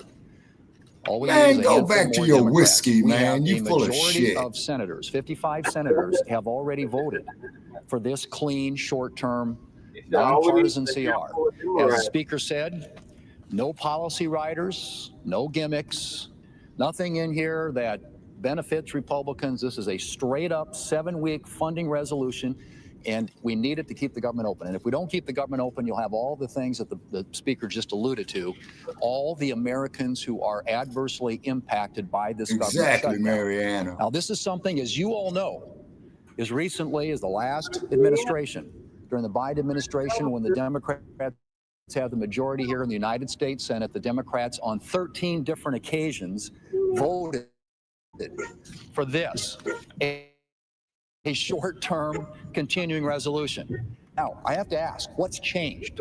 What's different about this? What's different is who's in the White House. That's what it's about. It's all about President Trump and the Democrats needing to pick a fight to satisfy their far-left political base, far-left activist organizations who are the tail wagging the dog right now. That's all this is about. And you have a Democrat leader from New York in the Senate, a Democrat leader in the House from New York, and you have a mayoral race in New York. You got AOC. You got all these people that are bringing pressure to bear on what should be a routine, simple, straightforward And to prove your point even further, Mariana, I bet you this back right here didn't have to choose between eating and paying the rent like so many of us had. This is sitting at the Senate desk. This bastard does not know nothing about living outside, having no place to go at 2 o'clock in the morning. The Democrats will have an opportunity to vote to keep the government open. Now, at some point, reason. And that is a very, very low feeling. Common sense has to take effect here, because that's really what this is. They brought to us, and the Speaker alluded to all the impacts on illegals and free healthcare programs in this country, a bill loaded with $1.5 trillion in new spending, which includes all these provisions. And they want to load that onto a 7-week continuing resolution to fund the government. Now, what's happening? Exactly, Mariana. When the if government this is fool shut was down, to be all the homeless things that tomorrow, we could be doing, with the no defense money in his authorization pocket, bill, he wouldn't know what is to do. languishing right now because we are shut down. Really, he The wouldn't other know what to do. appropriations bills. We have people in the Senate, both Republicans and Democrats, and frankly, Democrats, I think, especially because they haven't had a chance to be heard in the appropriations process for a really long time. Because when Chuck Schumer ran the Senate, we didn't do appropriations bills. We didn't put them on the floor. They marked them up in committee, and then they died. And then he wrote it behind closed doors in his office. That's the difference. We are opening this process up. And one of the things that's not getting done while the government is shut down is an appropriations process that allows us to fund the government the old-fashioned way in the light of day. We aren't working on permitting reform, which should be a bipartisan priority. We aren't working on a farm bill. We got a lot of farm policy this summer in the Working Families Tax Cuts bill, but there's more to do there. Those should be bipartisan things that we could be working together on, along with appropriations. All those things aren't getting done right now because Senate Democrats have chosen to shut the government down. They have an opportunity, a fourth time today, to vote to open up the government and to allow us to do the rest of the work that the American people expects us to do. They have taken hostage the federal government and by extension the American people, who are the only losers in this. Everybody's talking about who wins and who loses and who gets the blame. That's not what this is about. This is about what's doing in the best interest of the American people. And what's in the best interest of the American people is keeping the government open and operating so it can continue to work on their behalf. A few questions. Yeah, right. The administration to block some of these infrastructure projects, to take some of these blue states and target them, that could backfire on the momentum you guys have to try and break the stalemate and open up the government. So the question is about the executive and the White House and what they're doing in this situation. Everybody needs to understand how this works. When Congress decides to turn off the lights, to shut the government down, it shifts the authority to the executive branch. That's how the process works. The person who has decided to put the White House in that situation is Chuck Schumer, who leads the Democrats, the 44, who keep voting to keep the government from opening up. They're voting to shut it down. So what happens in that situation? Whoever is the president, whoever's sitting in the White House, and their staffs at the Office of Management and Budget are given an unenviable task. It's a regretful situation. They have to then determine, since the spigots have been effectively turned off and there's no more money coming in, they have to then prioritize, triage effectively federal spending. They have to look at all of that and say, you know, which things are deemed essential and which are non-essential, which priorities, policies, and personnel must be kept to keep the government operating, and which are less of a priority. So whomever is sitting in the White House gets to then apply their lenses of review. We happen to have a Republican, a conservative administration. We're very grateful for that. We're limited government conservatives. We think the government's too big. We think the federal government is too big. It does too many things, and it does almost all nothing right, well. then if you feel that way, asshole, then give up your check. Money to Washington and Get keep rid of more in your their pockets. limousine. That's what we're advancing. Get to the rid of one your big beautiful security. bill and all the legislative priorities that we achieve. But see, sometimes talking Democrats, out of both sometimes sides all of the time, Congress's Democrats don't ass. agree with that because they love big government. I mean, listen to them. They want the government to control every aspect of your lives, and they need this all of your clown can't hard-earned even get dollars his to damn do that. lies In straight. fact, they'd like to take it Wow. all. That's what the socialists are arguing for. That's what the Marxists believe. We believe the opposite. So here's this situation. Here's the president, the current occupant of the White House, that's been given this opportunity by Chuck Schumer, and he's a limited government conservative. He's looking at that and saying, gee, you know, this is inefficient, this is ineffective, and we'd never get Democrat votes to limit that because they never vote to limit government, ever. It's against their religion. But he has that opportunity now to say, this is a program that would serve the American people if it were not funded, because government would be more efficient and effective, and that serves everyone. So they're going to make those decisions. Now, are they taking great pleasure in that? No. Is he trolling the Democrats? Yes. I mean, yes, because that's what President Trump does, and people are having fun with this. But at the end of the day, the decisions are tough ones. And I've met with him. Oh, you did? I talked yesterday at length with Russ Vought, who's the director of the Office of Management and Budget. Russ takes no pleasure in this. Russ wants to see a smaller, more efficient, more lean, effective federal government as we do, but he doesn't want people to lose jobs. He doesn't want to do that, but he has, that's his responsibility. So he's very carefully, methodically, very deliberately looking through that to see which decisions can be made in the best interest of the American people. But you just laid off a whole bunch of governmental employees. Once again, talking out of both sides of the crack of his nasty, Chuck funky, Schumer's going to give stinking Donald Trump the ass. opportunity to determine what the priorities are, he's going to exercise that opportunity, and that's where we are. Chad. Square something for me here. How can you say that they take no pleasure in this, and then the next minute say, oh, they're just having fun and trolling people? Exactly. Chuck, on one hand, you say this is very serious, that people's jobs are on the line. The other hand, you say, oh, this is just fun and games and trolling. So the effects are very serious on real people, real Americans. We support federal employees who do a great job in all these different areas, but what they're trying to have fun with, trying to make light of, is to point out the absurdity of the Democrats' position. And they're using memes and all the tools of social media to do that. Some people find that entertaining, but at the end of the day, the decisions are hard ones, and I'm telling you, they're not taking any pleasure in that. Yes, Jake. The Democrats are saying they would like you and the leader to put in writing that you want, how you'll handle the Obamacare stuff. So Jake is asking the Democrats' latest demand. Apparently, I haven't heard that, but they want they want us to put in writing how some of these unresolved questions will be resolved. Here's the problem: some of the issues that they're bringing to the table and they're demanding immediate, easy answers for are not easy answers, and they take a long time to deliberate. That is the process. This is a deliberative body and a very large one. We got 435 over there and 100 over here. We can't snap our fingers and he and I and two other leaders in a room go, oh, well, this is the resolution. That's not how it works. So what we're trying to do to buy the extra time to get to November 21st is to give both chambers and this whole body jail to the chief, jail to the chief, so it's not an easy solution. They know it pretty well. They know it as well as we do. But they're using that as a red herring. Jail to the chief.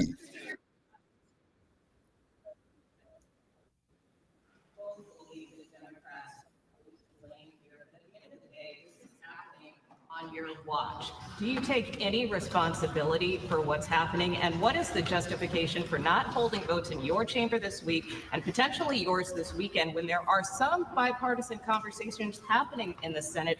Why not just stay here and work this out?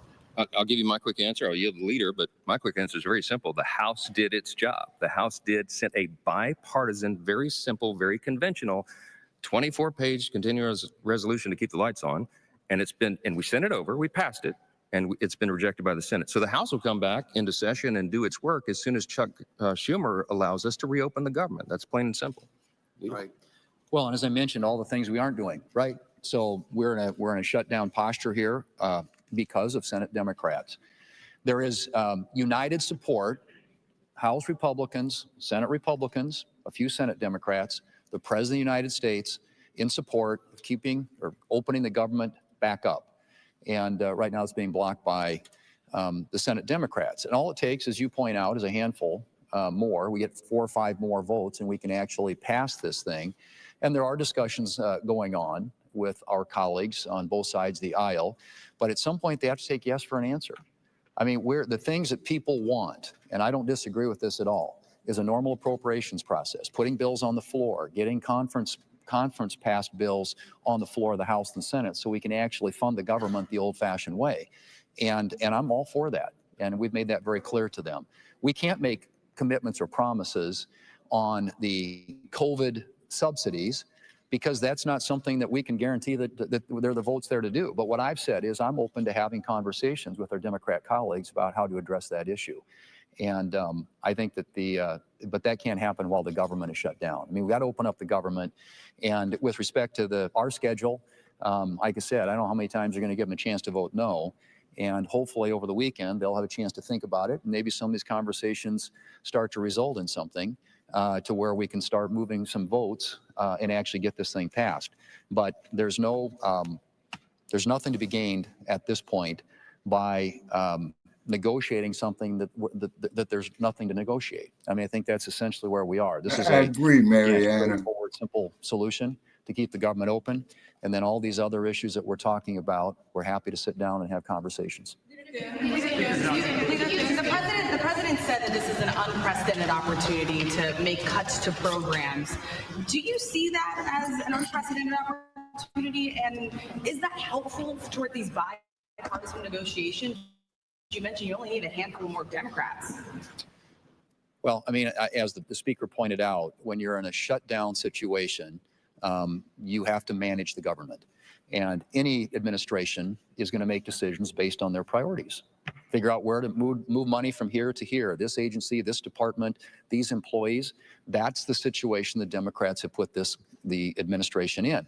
Now, to your point, I mean, I think they're going to make decisions that are consistent with their priorities. And yes, they're going to have a different political view of the world than the Democrats might have, but that's what the Democrats have wrought by doing this. They are allowing the administration to do the very thing that back in March they said they didn't want to give them the authority to do, and that's to make decisions just like that. But that's what's going to happen.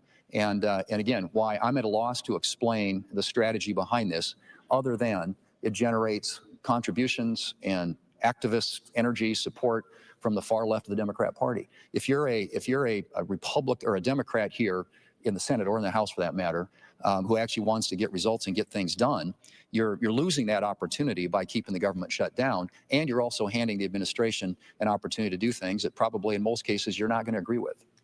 Last question.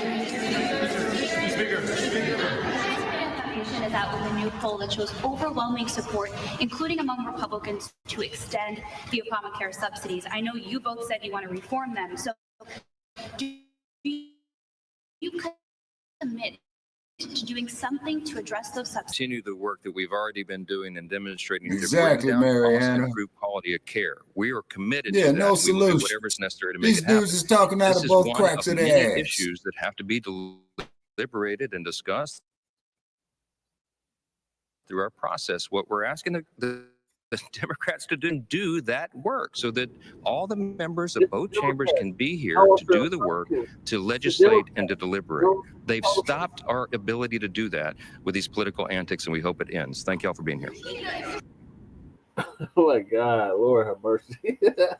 So there you have it. Government shut down. This shit, man. Come on, man.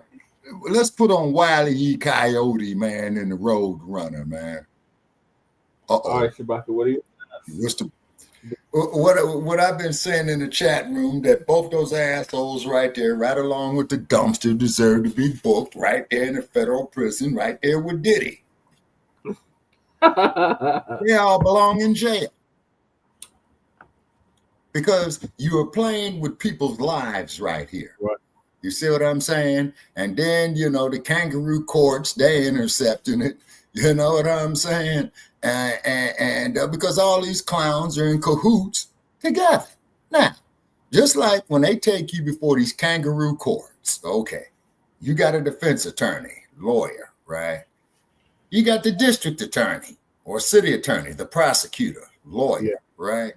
You got the fucking judge up there, lawyer, right?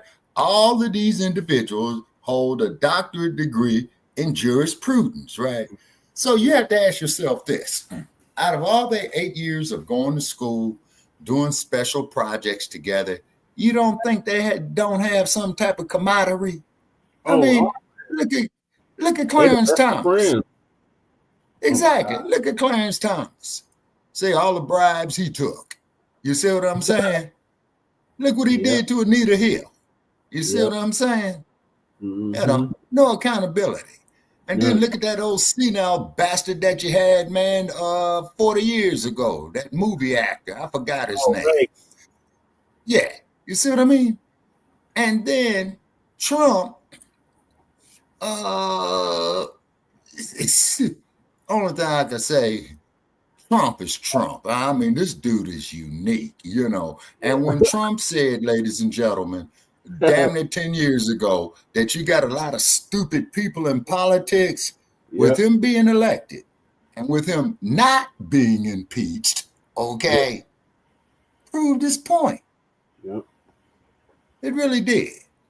We're supposed to sit up there and say, well, we got a 34-count convicted felon as the chief executive of the United States. And just like what the police say when they kill unarmed black people, we investigated ourselves and we found that we did nothing wrong. Yeah. I mean, all of this here, people, is hypocrisy. Mm-hmm. But yet, though, they pull their Johnsons out, piss on our heads, telling us that it's rain, okay?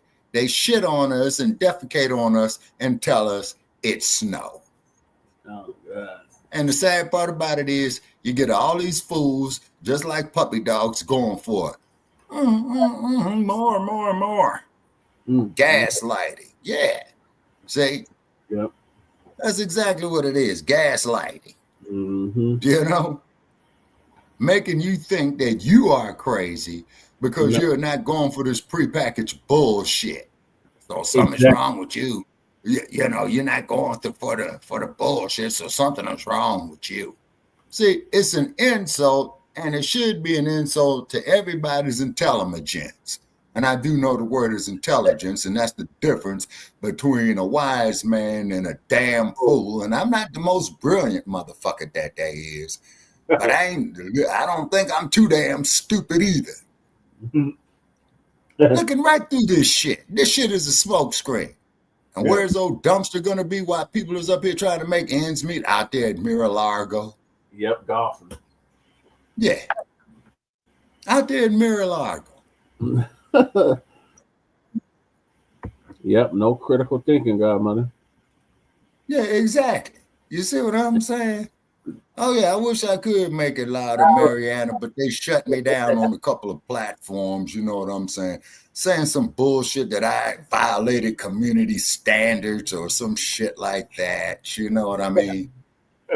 Whatever what the hell that is. It happens to the best of us, Shabaka. Well, like I said, if you ain't getting banned, I don't want to listen to you. Right. But as soon as you get banned, I want to hear everything you got to say. Why? Yeah. Because you're speaking against the popular version of what is truth. Now, what happened to free speech? Me and Dynamite did a show on that, you know? Yeah, what is it? You know, you let Charlie Kirk have it, but as soon as we come up here talking about black people's rights, history, and what have you, oh no, you guys violating community standards and all that. So you want me to sit here and believe that a grown man with a 5 o'clock shadow can go shove ketchup up the crack of his nasty ass talking about he's having a menstrual cycle? Oh my God. That, people, is an insult to the sanctity of womanhood and motherhood. Well, that's what the Democrats want you to think, Shabaka. Yeah, exactly. You see what I'm saying? Oh, John Lewis, you know, talking about good trouble and having a nightstick glide gracefully upside his head. May rest in power. No. Straight, laid out, talking about this is good trouble. Then goes into the U.S. Congress and rants and raves, crumb bumming on people who do not accept, how can I be politically correct here? Yeah. Make rest in piss and shit right along with Charlie Kirk. The only one that needs to rest in power is Ashada Shakur. And Muhammad Ali. And hopefully Muhammad Ali is sitting up there using them bums for sparring partners for eternity. They're not in the same place, Shabaka. Well, yeah, you got a point on that. You know what I'm saying? You got a point on that. Yes, and keep in mind to all our listeners out here, we exercise a free speech, copyright disclaimer for fair use. Everybody's not going to agree with us, okay? And we ain't going to agree with everybody. You see, because if everybody was agreeing with everybody on bullshit, then the word debate would not exist. Right. We don't hate nobody, but we love where we come from. We love our contributions to planet Earth, you know, and just like the Queen Mother had said, the true revolution is saving this planet. Yep, and just as John Hendrick Clark said, I only debate my equals, all others I teach. That part. And then as I pointed out to you, Brother Che, that one of his prior students, Dr. Marimba Ani, she's still with us. The sister is up in age. Okay.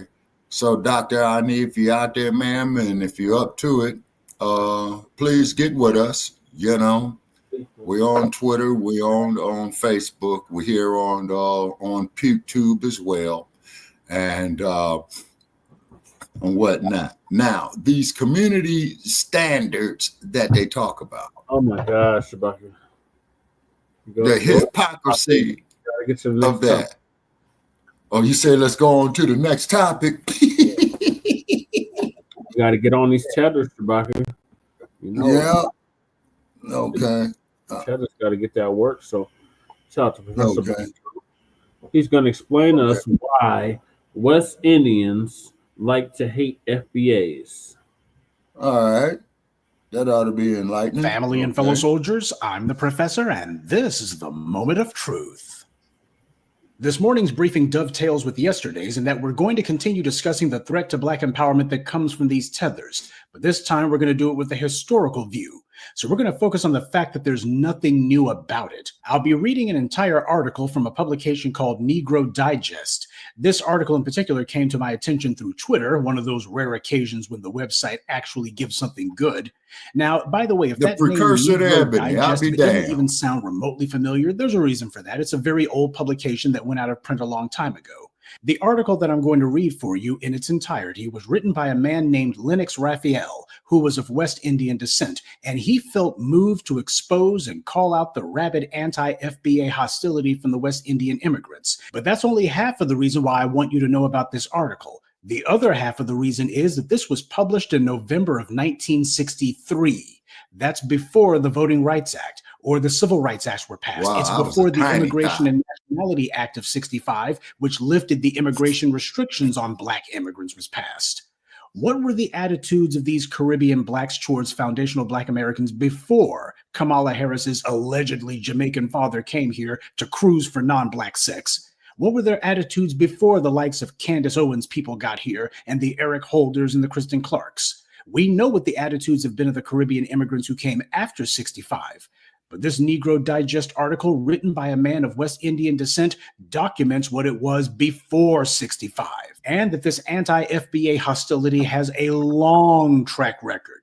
You'll be disgusted by what you hear, but of course not surprised. In fact, the article reads as if we, the new voices of Blacc Media, wrote it, even though it was written before any of us were even born. And I should also mention that the person credited with having brought this article to people's attention is a Twitter account under the name Strictly for My NGZ, so salute to them. Now, the title of this article is To Be or Not to Be an American Negro. Some West Indians resent being called Negroes, and yet they are not accepted as white, and they're too well off here to go back to the islands. My aunt was very happy yesterday. I hadn't seen her so happy for a long, long time. She had become an American citizen. Proudly, she unwrapped the letters from the governor and the mayor and showed them to me. Her happiness seemed so pathetic, so wanting of something which is essential to happiness, belief, that I felt sorry for her. Imagine, she said, hugging me effusively, the governor and the mayor wrote me. That's a fine action on the part of the governor and the mayor, I told her, handing back the standard informal letters which bore the signatures of the two officials, stamped by anonymous clerks. Well, you can stay here for the rest of your life now, I told her. She turned on me as though I had cursed her. Who? Me? Not me and these people. I can never be an American. But you have citizenship now. That doesn't mean anything. Citizenship doesn't mean much to her, she says in an effort to cover up what really means so much to her, a woman past 50 here in the USA for 5 years. She doesn't want to be considered an American Negro. As a matter of fact, she's ashamed of being an American Negro. And this is the standard neurosis of the average West Indian immigrant. He or she does not want to be considered an American Negro. Subconsciously, they believe that the white man prefers them as non-American Negroes. In short, she wishes to be the white man's favorite nigger, and he may well be happy because he seems to be succeeding in dehumanizing himself. This is the color complex of the West Indian Negro, one who doesn't understand the fight for freedom in America, one who doesn't wish to understand it, and one who, even understanding it, doesn't have any sympathy for it. It's a further chapter in the history of the international black man's effort to escape from his skin and his being. I have yet to meet a West Indian Negro who doesn't feel he is better than the American Negro and, therefore, equal to the American white with whom he wishes to associate. Not everybody born in the West Indies can be a Sidney Poitier or a Cleveland Robinson, two of the many West Indians who have entered the mainstream. The majority, whether they come from Jamaica, Trinidad, Barbados, or Grenada, or any other part of the Caribbean, seek to degrade the American Negro. Somebody once said that the immigrant was a mad dog in search of any bone, and every... Shabaka, I had to ask Shabaka something. Eartha Kitt was a Caribbean, Shabaka? Yes, sir. I believe Eartha did come from either Haiti or Barbados, but let the professor play, and I'm going to pull up info on Eartha Kitt. Okay. Every time he found a bone, he would cross a bridge, look down in the water, see a larger bone, drop his own, and run down the bank of the river to be deceived by his unquenchability. Well, the immigrant Negro in America seems to be the mad dog with a bone in his mouth, constantly dropping it and finding others throughout this long search for an identity. Some time ago, I met a Jamaican in a Greenwich Village bar. I asked him whether he had become an American citizen. No, and never. Soon he was lashing out at the defects of the American Negro and pretending to be holier than they in the castle of his unpopular skin. They are animals, he said. They are this and they are that. I challenged his statements. Oh, you wouldn't know, he parried. You have to work with them. He works with them, with some civil rights organization in New York. This young man is about 26 years old. He came here 3 years ago to study engineering. Now he works part-time with this civil rights organization. But what can he do in the interest of civil rights, buried down as he is with such prejudices? Back in Jamaica, his father is an executive member of some branch of the government. His uncle is an internationally respected writer, and in his island home, he's a prince in a shoe, and nobody dares call him nigger or any name to that effect. But here in New York or any other part of the United States, he struggles. He's a black man, a Negro. So, in order to retain an identity which can set him apart from what he considers the irresponsible mob, he stays in his Caribbean closet.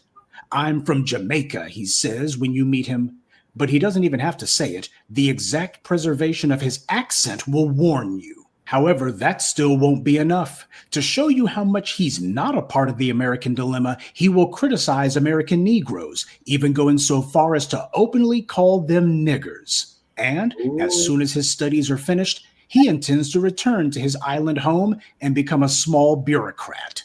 He is not unlike my aunt and the thousands of other aunts there are. My aunt rents a room from a Trinidadian, a woman who is an American citizen, a woman who has children born in America, but a woman who would never stand to be called an American. Because once you make her an American, you make her an American Negro.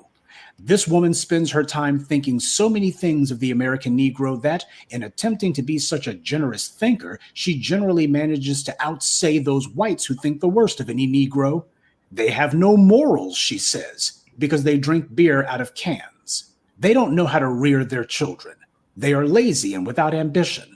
We came here, she said, meaning the thousands of West Indians in the States, and in so little time we have educated our children and bought so many apartment houses here in New York. But they, the American Negroes, talk of the South. Why don't they leave the South and come here? You tell me. I told her that hundreds of Negroes leave the South every week in search of a better life, but to no avail, my words falling on deaf ears. She will not rent her rooms to an American Negro without the recommendation of someone she respects. Years ago, she sent her daughter to a predominantly white school, and the child was accepted as an American Negro, which she in fact was. When she discovered that, she branded the child, to the child's protests, by putting gold bracelets on her wrists, bracelets being then a mark of West Indianism. I was talking to another woman. She has 2 children, one at Vassar and the other at Dartmouth. We were discussing the Negro child's search for an identity in America. Oh, she said proudly, my children never had those problems. You know, their father and I were born in the West Indies. Immediately, she seeks to unmake their Americanhood. She tells me not to think of them in the context of the average boy or girl because their parents are from the Caribbean. It's the same with almost every West Indian parent in the States. The majority of them believe that the British system of education is much better than the American, and some of them translate their belief by sending their children to study in the islands or in England. One of their standard complaints is that the American child who doesn't have the good luck to grow up in the home of West Indian parents ends up being badly behaved and ambitionless. Children in America, they say, are badly behaved, not like kids in the West Indies, kids who never say no, kids who are completely dependent on their parents, even while in their 20s. They like this type of spineless child, but not the fast-moving American child in this tense and unfaithful society. They believe that the American Negro is ambitionless and uneducated, and they maintain this belief even in the face of strong proof of the contrary, because it's part of the chain of beliefs which helps them to pass their days in another country, a crutch to lessen their insecurity. They want to see the unfavorable, so they see it. I have never been segregated, says one who has spent 30 years in the white man's kitchen, cleaning his floors and suffering humiliations. And I don't see why there should be so many demonstrations and so much unrest. I know white people, and they're not so bad. She is serious. Yes, I tell her, I know that you know the white man, but you know him too well, so well that you have forgotten yourself. But I'm a fool, she doesn't listen, and I realize she will die believing the same thing, so may God bless her. In the West Indies, everyone jostles for the chance to come to America. Everyone. It's the extensive gold mine waiting for intrepid diggers, and those who are here are generally teachers, civil servants, nurses, skilled persons, and students. They come because they want a better life. They come to study or they come to work. Usually they do both. But there are also those who do nothing. They come out of a society where to be Black is a disadvantage. Once here, they start working. Some of them get good jobs.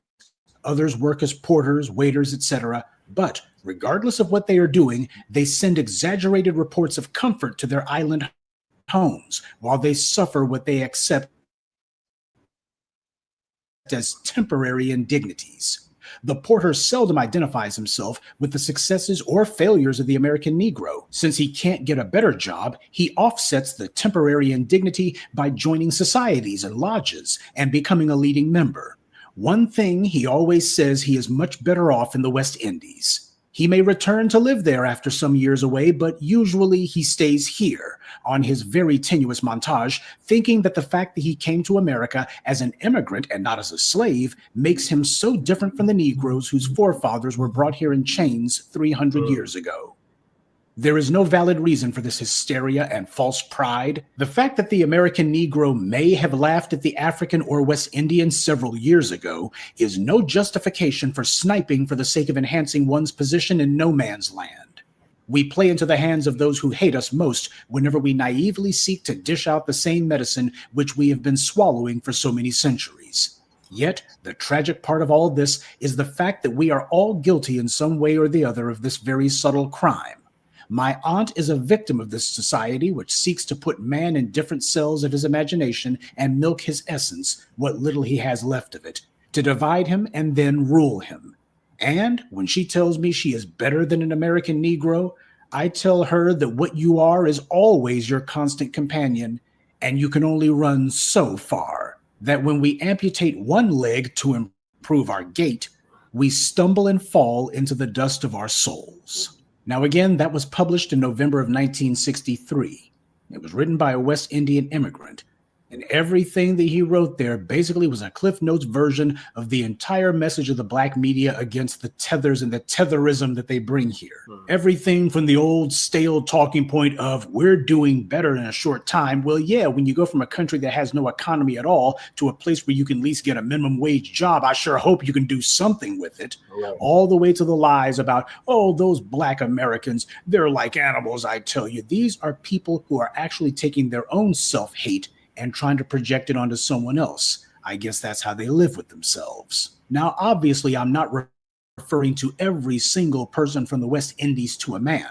The writer of that article is proof that it's obviously not everyone, but the problem is it is the majority. And we don't do ourselves any favors by closing our eyes and shutting our ears to that fact. This stuff has been going on before 1965. This is a prevailing attitude that they brought here with them. And as the writer said, it's based on nothing, and yet they do it because it makes them feel good. See, that's what happens when people have to flee from their country. When they choose to do that, how do they feel better about themselves? How do they look in the mirror and not see a failure? Well, what they do is they try to find somebody to dump on. But what happens when you decide to dump on the people who were the only ones who tried to help you? We would have to invent a new vocabulary to properly describe the kind of skullduggery and backstabbing that's been going on, which is exactly what the Blacc media did. We invented new terms to properly encapsulate all of this backstabbing behavior and all of this treachery. I've already broken down for you how that talking point about the immigrant who surpasses the native-born Americans is a socio-political fiction.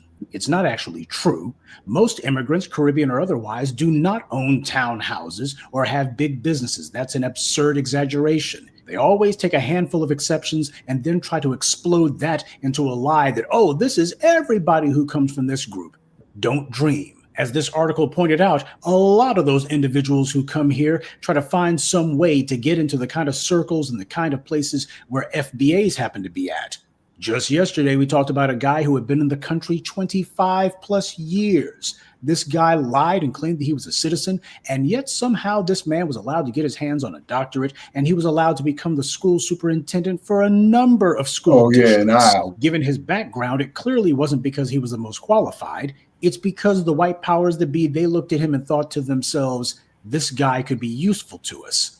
And so he was in more ways than one. But that lie that a number of these black immigrants like to repeat that they heard from the white supremacists or from bootlicks like Thomas Sowell and other assorted morons, that, oh, these immigrants, they're just better than black Americans because of a superior culture. And they hear that and think to themselves, oh, so that's the ticket, huh? That's the lick, isn't it? Oh, yeah, I go ahead and repeat these talking points. Now I know who to dump on, and this will ingratiate me to the masters, right? When you point out that foundational black Americans also own townhouses and businesses, the tethers immediately move the goalposts and they say that, well, all black Americans should be owners of townhouses, etc., even though most black immigrants are not, even with all the government and corporate support they receive, even though many of them are supposed to be educated before they get here. Why is it that their education never goes to empower their home countries? How come they haven't figured out that trick yet? White supremacy has had long experience with weaponizing immigration against black Americans. It is actually a time-honored tradition for at least the last 200 years. And this is extended even to black immigrants. And these immigrants know it. The same way the Irish knew that even though they were being horribly oppressed by the British in Ireland, once they made it to the United States and met the cousins of those same British oppressors, there was a social policy of whiteness that they could gain access to if they made it clear they would uphold the racial hierarchy. This article documents that even before the policy changes brought about by foundational black Americans in the 60s, you have immigrants from the Caribbean and also Africa who were bringing an attitude of contempt and disdain with them. Yes, there were riders, a number of them. But white power had long ago learned to identify a compliant and subservient Negro and weed out the ones who might be troublemakers. When these people run around with their accents and they're constantly talking about where they came from, they'll tell you where the hell they came from before they even tell you their name. What they're doing is they're trying to audition to white power. They're trying to advertise to the white powers that be that, hey, I've got no connection to those messy, troublesome FBA'S over there. Hey, Massa, you can trust me. That's the unspoken part, though for a number of them, like Candace Owens and others, they say it openly. But what truly amazes me is people sitting here having the nerve to form their mouths to say that foundational black Americans have no ambition. Who the hell are they trying to fool? What? These are people who came to the U.S. and their accomplishment was to get a job, as if that's never happened before. Perhaps for them it hadn't. But what they really mean is that they failed to build an economy at home that would have sustained them financially. So in order to feel better about having to flee to where black people did build an economy, they trashed the people who opened doors for them and who made it possible for them to have opportunities and rights, the kind of rights they don't even have at home. And yet, as this article explains, they want to disassociate themselves from the people and the freedom struggle that made their so-called success possible. They love to claim, oh, racism. What racism? I don't see any racism around here. And why are they demonstrating and causing problems and all this? Why are they sitting here just agitating? I mean, there's nothing wrong with America. These white supremacists, why, they're just fine. There's barely a single hour that passes by that doesn't have some black immigrant claiming that racism isn't such a problem. And they come from a place where racism doesn't exist because, hey, in our countries back home, everyone's black. So, we don't really see racism in America. And then white society gives them their wake-up call, such as when Caribbean immigrants like Botham Jean and Akai Gurley and Patrick Dorisman are killed. And then suddenly they see racism everywhere. Well, that is until they realize, ooh, I still want to be in good with Massa, so I forgive them regardless. All the anti-FBA hate, all the performative extremist rhetoric from them, they put on a pathetic display of denying reality. And the audience for their little sideshow isn't us. It's the dominant society that they're desperate to get in good with. And they hope that if they can just heap enough scorn on us publicly, then Zaddy will notice their shameless bootlicking and throw them a bone. And they actually think that this kind of behavior is smart. This has been going on for several generations now, well before the 60s. It explains their backstabbing behavior towards us when they get here, but it also explains why nothing ever got popping back in their home countries. It's just a fact. Builders don't hate. And haters don't build. This article was written over 60 years ago. I have to repeat that because you need to understand that this was before all the social and policy changes of the 60s. These people that this writer was talking about, they came over in the 1950s and earlier than that. And this was the attitude they brought with them. This is why they're ready to break their necks and jump out a window to tell everyone that they're Jamaican or Trinidadian or Barbadian or African or whatever. They understand the rules of racism, and they recognize full well that the reason that white power let them into the U.S. wasn't because it liked them. They did it because white power could weaponize immigration against us to maintain a racial pecking order. And as far as they were concerned, they'll play along with the divide and conquer strategy. That is, if they can get a few butter biscuit crumbs out of it. But you notice that not one of these self-described successful and ambitious West Indians ever lifts a finger to rehabilitate their home countries. Not even one. The Candace Owens and others can try to play the game of exalting their home countries, but just because these good white folks don't sit there and laugh in their faces doesn't mean that they're fooled. The dominant society fully recognizes these tethers for what they are, useful idiots, tools for white supremacy, meant to be used and then broken. How does the tether live with the lie that they've become, though? Well, they do it by never looking at it. No Black American has ever done anything to them, and yet they want to be the first to attack us. Why? Because above all, we remind them that they can never be white, which is what they really want. When we talk about opportunity and success, to the tether, these words mean the opportunity to finally be accepted as white. And success means that they successfully shed being Black, and now they get to be bona fide Europeans. It's like the racial equivalent of Pinocchio.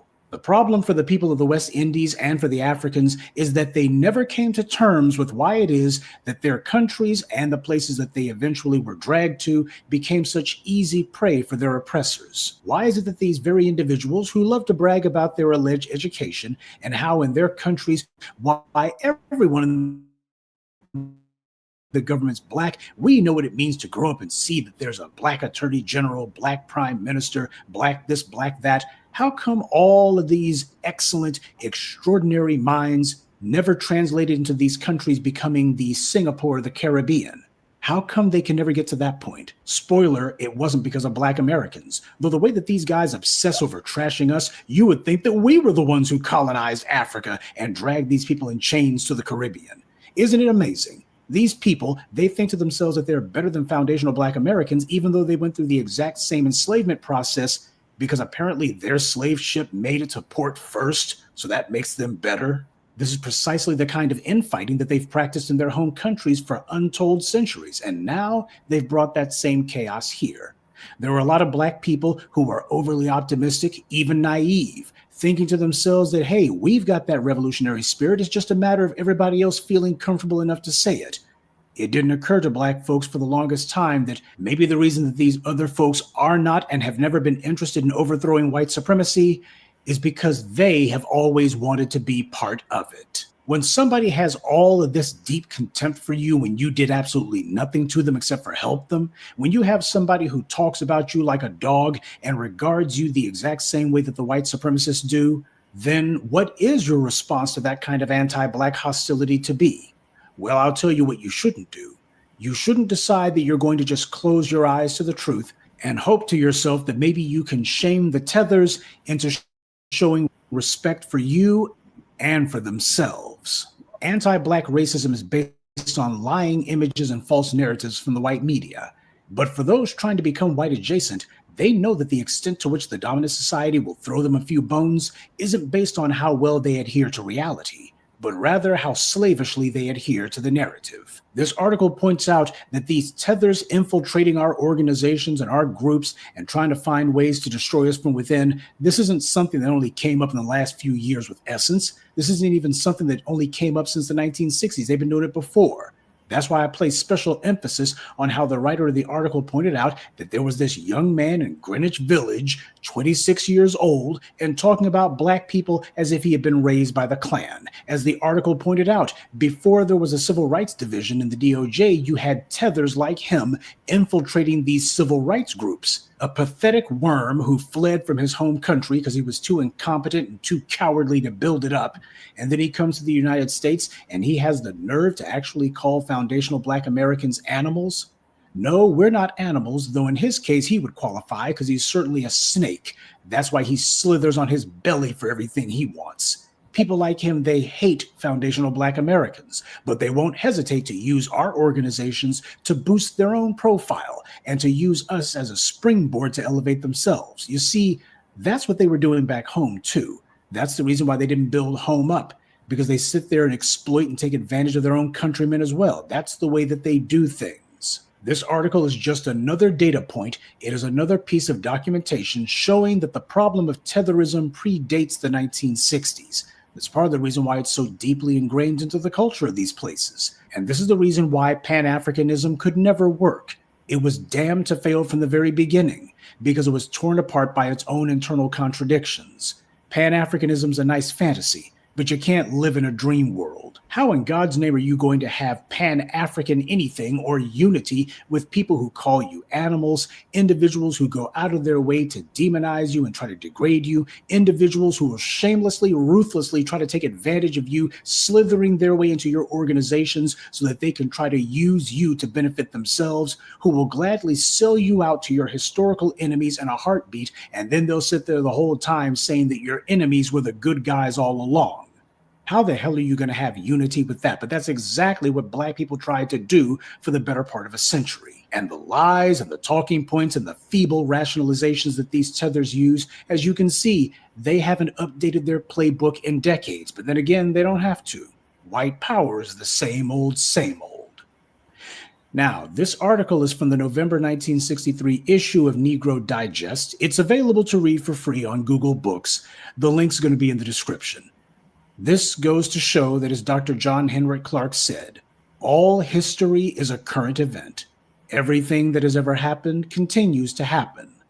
And I would add to that if you want to break these cycles, you better start doing something different than what you've done in the past. Now, facing up to an unpleasant reality is unpleasant in the near term, but the truth of the matter is you'll adjust to it. But if you decide that you just can't let it go, then the only thing you're going to be is tethered to a lie.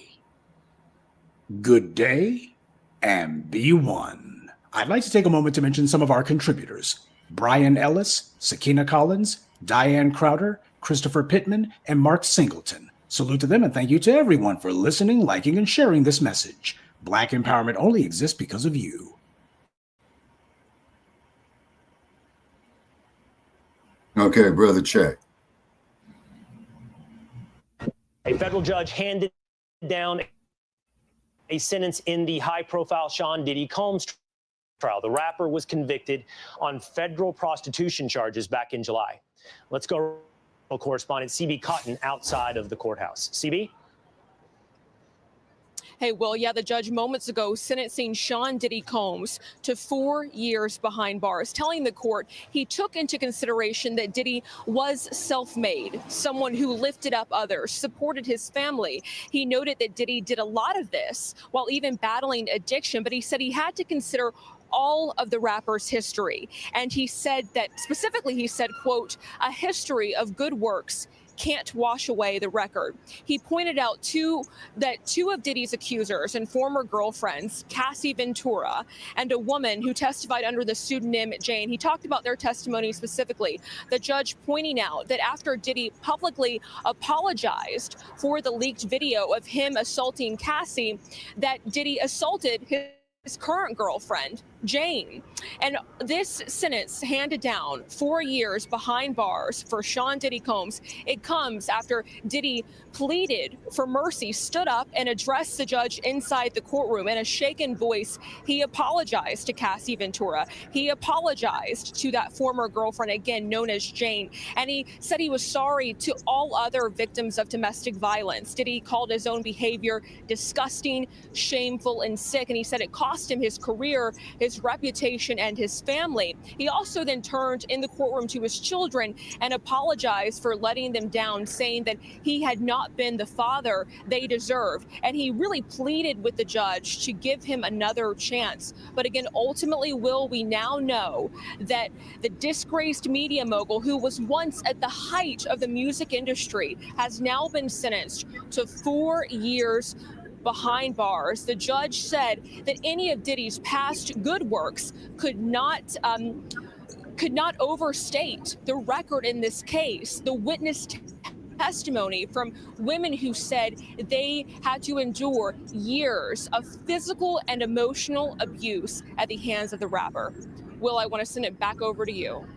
Quick follow-up, CB. The prosecution was looking for anywhere around 11 years, and the defense team for Diddy was looking for something like 14 months. As you mentioned, it came back at 4 years. Was there any visible reaction by Combs in the courtroom when he was handed down that sentence?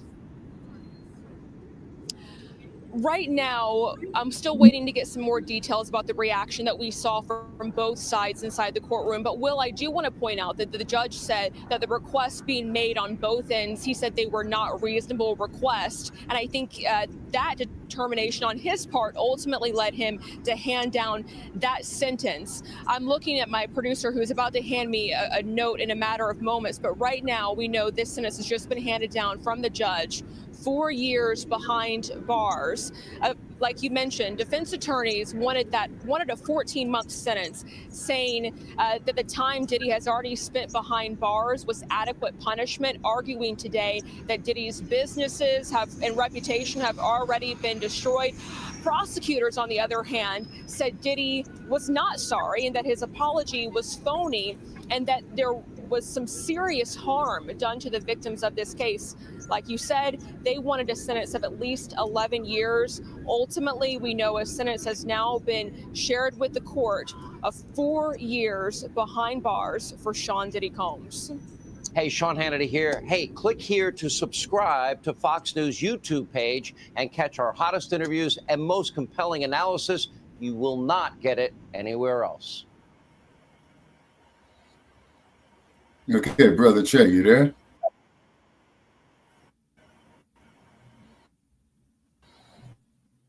Okay, Brother Che.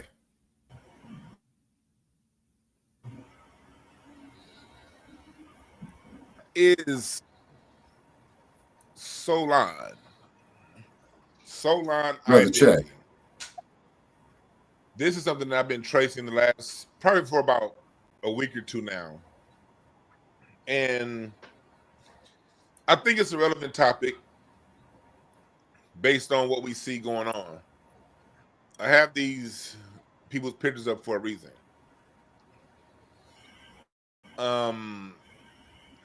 It has to do with Black American identity. Another way of saying FBA, another way of saying Native Black American, another way of saying freedmen. But I like the twist that they're putting on the soul and identity. We're going to get into what it means, what it's about, who it's for, who it's not for, and all that. I like it. I like it. I like it. You know, I like it a lot. Because I believe in having different names. I do believe in having different names to call yourself. You know what I mean? As long as all those names are names that you created. I'd rather have 10 names we call ourselves than one name given to us. You dig what I'm saying? So we're going to talk about this identity and identity politics. And we're going to go more into this whole Cardi B situation. Rapper JT called her out again in a diss track. And before that, JT, she's been very vocal about you know, Cardi B calling Black people monkeys and having all those racialized comments about us. And how Cardi B's been very problematic to Black Americans. And we're also going to talk about a clip. We're going to show a clip from Godfrey. The comedian Godfrey likes to play both sides of the fence. And, you know, this isn't me going at Godfrey. I like Godfrey. I have no issues with Godfrey. But when people play both sides of the fence, it got to be talked about. The same way we complimented Godfrey on this channel for stepping up when he boycotted Vlad and some of the dope moves that he's made. We got to call him out when he's talking about Black Americans and our identity and playing that African shit. That's not cool. And then I wish I could play. I wish I could play the video. I wish I could play the video. There's a song that's out I don't know. I might review the video over on Patreon. I might review it. But there's a song that's out right now.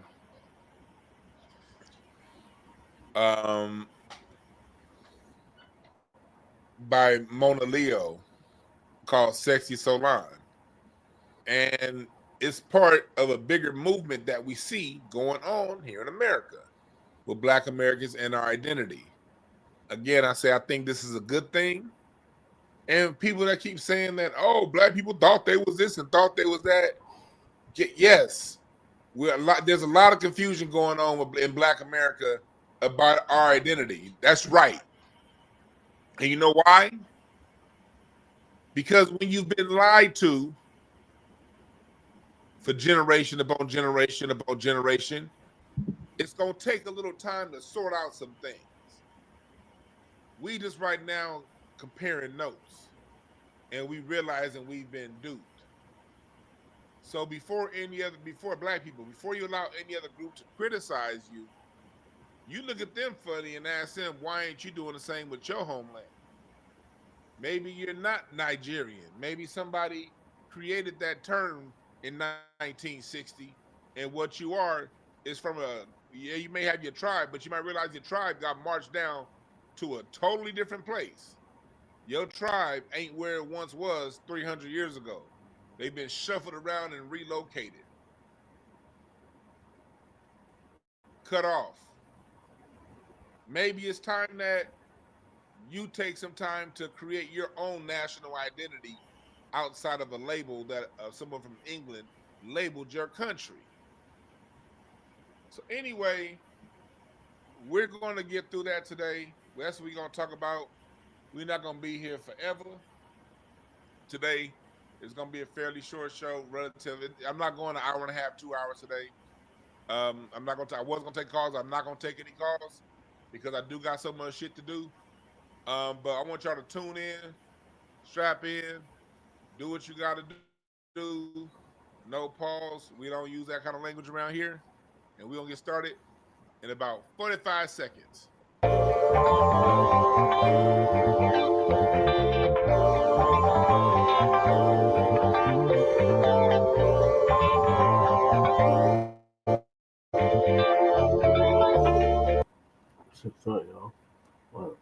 Y'all. Shabaka, you still there? Yeah, I'm here, and I was putting up the information up there on Eartha Kitt. She was born in South Carolina, so I'm correcting myself on that. Okay. As also too, as I put in the chat room right there, she was the original Catwoman on a television series in the 1960s called Batman. Okay, Ms. Kitt also was a major critic of the war in Vietnam. Statements that she made when she was having a luncheon with Lady Bird Johnson. She was placed under surveillance, meaning that she perhaps was a victim of the COINTEL program. Then she went to Europe, for a few years. Then she did the movie Timbuktu, and then Ms. Kitt passed away. Oh, man, wait a minute. Okay, just bear with me right here. And then Ms. Kitt passed away in, oh, Lord, all this advertisement up here on this crap. Okay, all right. All this fucking advertisement. And they ain't paying us shit. Okay, Miss Kitt passed away December 25th, 2008. Now, here's something ironic about Miss Kitt. Do you know her birthday was January the 17th? A day after mine. Same day as Muhammad Ali. Exactly. You see what I'm saying? Okay, so may Miss Kitt rest in power. You know what I'm saying? It's because in that time in history, they only wanted Black people down on their knees, not standing up being men and what have you, Yeah. So, they really went through a long-term plan to break up the Black family unit. So if they went through all that to break up the Black family unit, that means that they had a whole lot of fear of the Black family unit being intact. And basically, it was designed to effeminize and demasculate the Black man. Yeah. Say, so like Willie Lynch said, like what Willie Lynch said, they could take the Black female and negotiate her at will, but that Black man standing up strong, oh no, he's a problem. You know what I'm saying? Yeah. So, Shabaka, what are your thoughts on what the good professor laid out about why the West Indians hate FBA'S? Okay, let me see here what the good professor said on that. The reason being, I believe it's to keep us all divided because they're in fear of unity, but they ain't got nothing to worry about because we too divided amongst ourselves. And you will probably see the unity in your lifetime, Brother Che, when you get up in my age group, but I won't see it. Yeah, I don't think it's going to happen, Shabaka. I really don't. Yeah.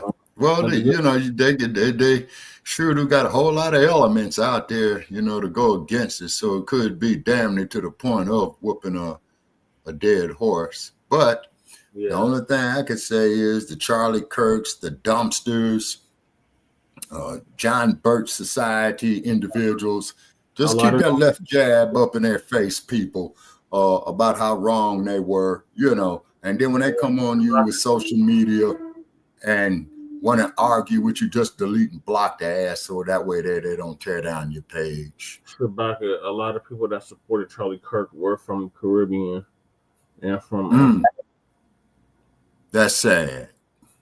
They got their heads bumped. You know what I'm saying? That is straight sad, just like how you and I had pointed out, man, who was the Reverend man? He had all the Nigerians bound down to him, Kenneth Copeland. Yeah. And then you got a lot of these damn jackleg ass, black ass pastors in the Caribbean, in Africa, in the United States. And I was looking at one video and, like how they passed the plate around tithing, right? So brother, he pulls out his wallet, is going to make a nominal donation. Pastor's going to tell him to put all the money in there. Now me, what I would have done with Pastor on that, I would have put my $5 back in my wallet, and then what I would have done was laid Pastor out with a smooth right cross because I'd be treating it as an attempted robbery. So a shout out there to New Era Detroit that went and jumped on a jackleg at the pulpit and whooped his ass. Pastor driving Cadillacs, Pastor wearing $3,000 to $4,000 custom cut suits. You see what I'm saying? Then the parishioners of the church, hey, Pastor, I need help with my rent. Hey, Pastor, I need to bury a loved one. Oh, we can't help it, but still come to church and tithe. I mean, so who's worse, the black pastor or somebody like Jim Jones? You tell me. I mean, they're both bad, Shabaka. They're equally bad. Yeah. Like Marianne said, look who introduced Candace Owens to her husband, Charlie Kirk. Well, that's strange. Who knows? Maybe Charlie Kirk tossed her up too. Yeah. All right. So the last topic is Diddy. Diddy. Mr. Combs. I did say that I would not make no comments on Mr. Combs until all the evidence or what have you was in. It appears as such. I did see the video of where Mr. Combs had struck this woman and kicked this woman in a hotel lobby. And it appears that she was trying to leave the room, not the hotel lobby, I'm sorry, the hallway. It appears that Mr. Combs was in the shower when she was making her exit because you could see that he had a towel on and what have you, okay? Mr. Combs, the only thing I can say about you, sir, is this. It looks all bad for you, man. You know what I'm saying? It really does. The sad part about it is with your wealth that you had at the time, because you ain't got none now because the county of Los Angeles seized all your property. They seized your assets. Florida's getting ready to break you. Same thing with New York. Mr. Diddy, you had a golden opportunity, man, if not a platinum opportunity to do something positive for the Black community as a whole, not only in the U.S. or in this hemisphere, but worldwide. But however, that was your money. You did what you wanted to do. Now, man, you got to sit up there and pay the piper, man. You know what I'm saying? When they're making it, in my opinion, to sum it up, Mr. Diddy, you brought that there on yourself, Mr. Combs. Yeah, but let's see what happened. Yep. Sentence in the high-profile Sean Diddy Combs trial. The rapper was convicted on federal prostitution charges back in July. Let's go right now to Fox News national correspondent CB Cotton outside of the courthouse. CB? Hey, Will, yeah, the judge moments ago sentencing Another Sean Diddy Combs newscaster to wearing a 4 leather years coat. behind bars, telling the court Did he Laura took Coates into start a consideration trend that Diddy here, Black was people? self-made, Just ask yourself someone who that lifted up question. others, supported his family. He noted that Diddy did a lot of this while even battling addiction, but he said he had to consider all of the rapper's history. And he said that specifically, he said, quote, a history of good works can't wash away the record. He pointed out that two of Diddy's accusers and former girlfriends, Cassie Ventura and a woman who testified under the pseudonym Jane, he talked about their testimony specifically. The judge pointing out that after Diddy publicly apologized for the leaked video of him assaulting Cassie, that Diddy assaulted his current girlfriend, Jane. And this sentence handed down 4 years behind bars for Sean Diddy Combs. It comes after Diddy pleaded for mercy, stood up and addressed the judge inside the courtroom. In a shaken voice, he apologized to Cassie Ventura. He apologized to that former girlfriend, again known as Jane, and he said he was sorry to all other victims of domestic violence. Diddy called his own behavior disgusting, shameful, and sick, and he said it cost him his career, his reputation, and his family. He also then turned in the courtroom to his children and apologized for letting them down, saying that he had not been the father they deserved. And he really pleaded with the judge to give him another chance. But again, ultimately, Will, we now know that the disgraced media mogul, who was once at the height of the music industry, has now been sentenced to 4 years behind bars. The judge said that any of Diddy's past good works could not overstate the record in this case. The witness testimony from women who said they had to endure years of physical and emotional abuse at the hands of the rapper. Will, I want to send it back over to you. Quick follow-up, CB. The prosecution was looking for anywhere around 11 years, and the defense team for Diddy was looking for something like 14 months. As you mentioned, it came back at 4 years. Was there any visible reaction by Combs in the courtroom when he was handed down that sentence? Right now, I'm still waiting to get some more details about the reaction that we saw from both sides inside the courtroom. But Will, I do want to point out that the judge said that the requests being made on both ends, he said they were not reasonable requests. And I think that determination on his part ultimately led him to hand down that sentence. I'm looking at my producer who's about to hand me a note in a matter of moments. But right now, we know this sentence has just been handed down from the judge, 4 years behind bars. Like you mentioned, defense attorneys wanted a 14-month sentence, saying that the time Diddy has already spent behind bars was adequate punishment, arguing today that Diddy's businesses and reputation have already been destroyed. Prosecutors, on the other hand, said Diddy was not sorry and that his apology was phony, and that there was some serious harm done to the victims of this case. Like you said, they wanted a sentence of at least 11 years. Ultimately, we know a sentence has now been shared with the court of 4 years behind bars for Sean Diddy Combs.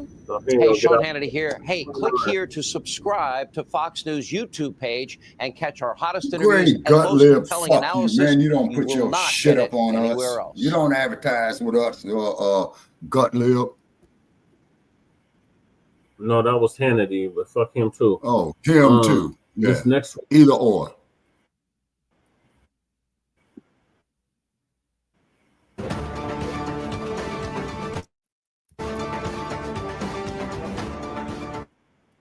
I'm John Dickerson. Music mogul Sean Diddy Combs was just sentenced to more than 4 years in prison. The 55-year-old was convicted back in July on 2 counts of transportation to engage in prostitution. Combs had pleaded not guilty to all charges and was acquitted of 2 more serious charges, sex trafficking and racketeering, which would have led to a potential life sentence. Moments before he was sentenced, Combs apologized for his disgusting, shameful, and sick behavior. Those are his characterizations. Our Jerika Duncan is outside the courthouse. Jerika has covered this case from the beginning. Jerika, your thoughts? This was the most important day of this case, and Combs did give a statement about 12 minutes long where he spoke directly to the court. He talked about being personally responsible and apologized for what happened with his ex-girlfriends, Cassie Ventura and Jane. October is Domestic Violence Awareness Month, and he said moments ago, I want to personally apologize to all of the victims of domestic violence. He said, quote, I hate myself right now. I was stripped to nothing. And when it comes to that video of him beating Cassie, he said, I was sick on drugs. I was out of control. I needed help. I make no excuses. I knew better. But the judge had some very sharp words in response to Combs. He acknowledged that he is trying to do better and told him that he hopes that he continues that, but instantly went into rejecting attempts to characterize what happened as, quote, sex, drugs, and rock and roll.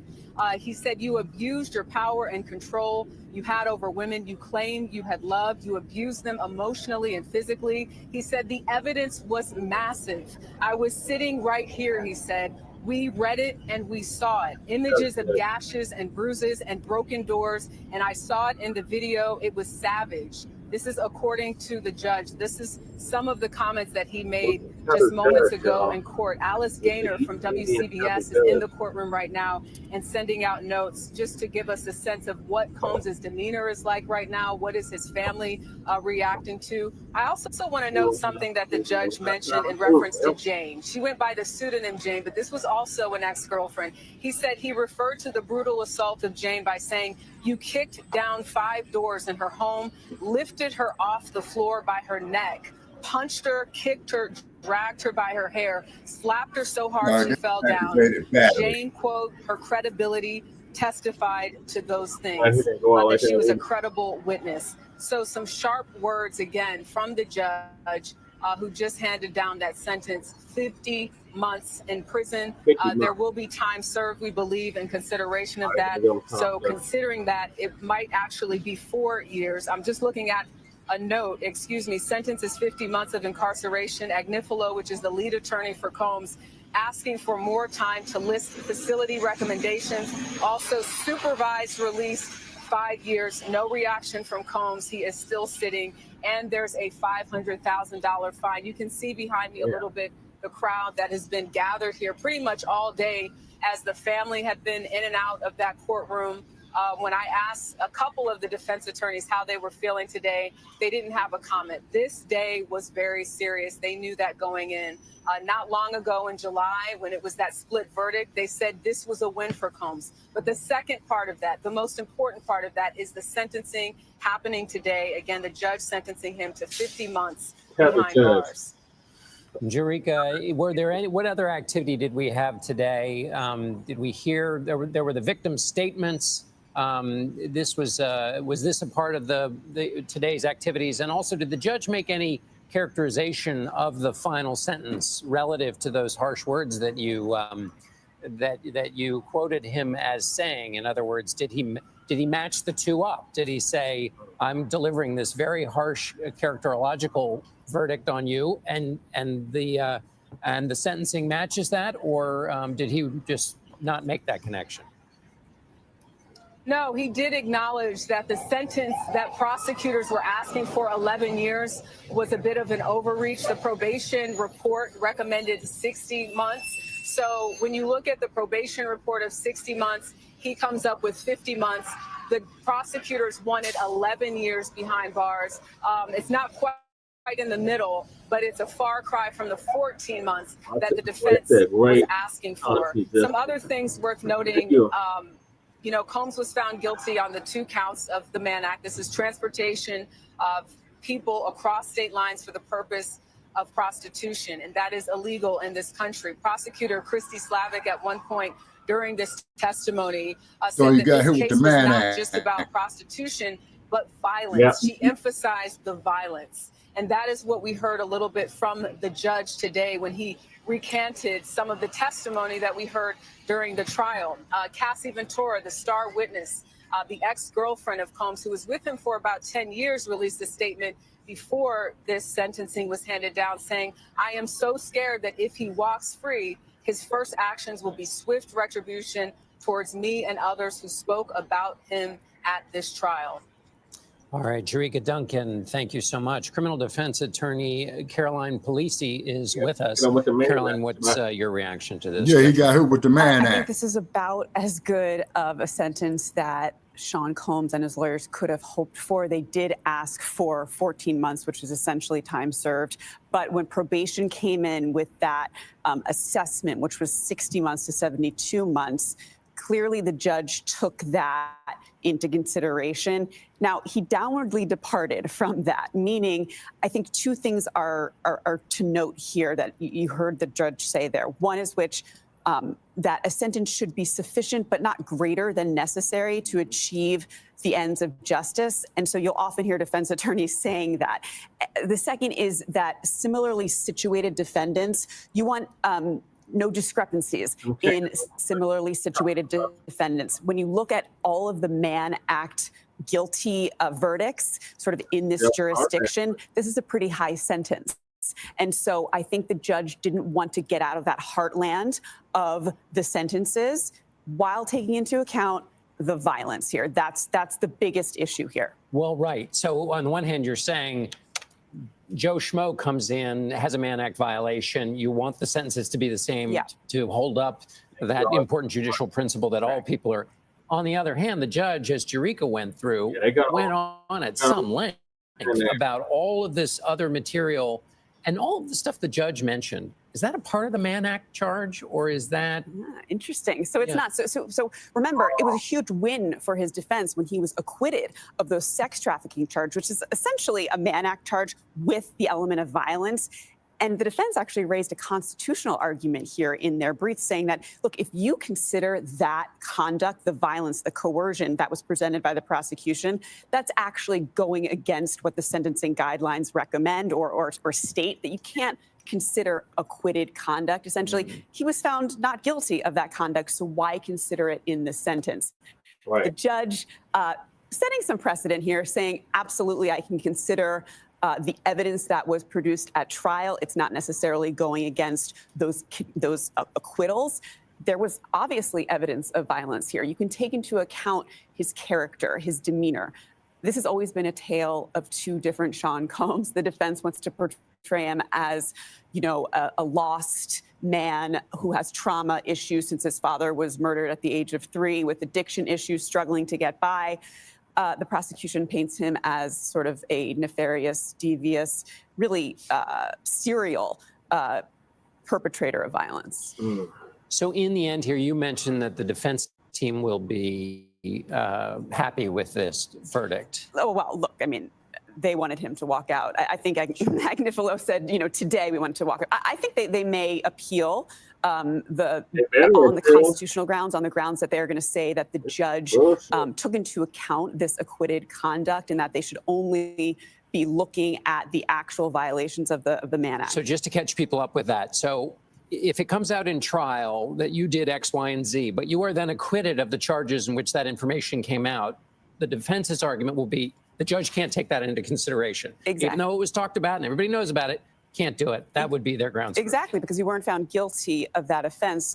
They haven't proven it by beyond a reasonable doubt. However, forever, sentencing judges can take into account prior bad acts if they find by a preponderance of the evidence that those were committed. And so it's kind of a gray area there. But clearly this judge did take those factors into account to some degree, but then mitigated it as well to keep it within those, to keep things a little bit more consistent in terms of, similarly situated defendants. All right, Caroline Polisi, thank you.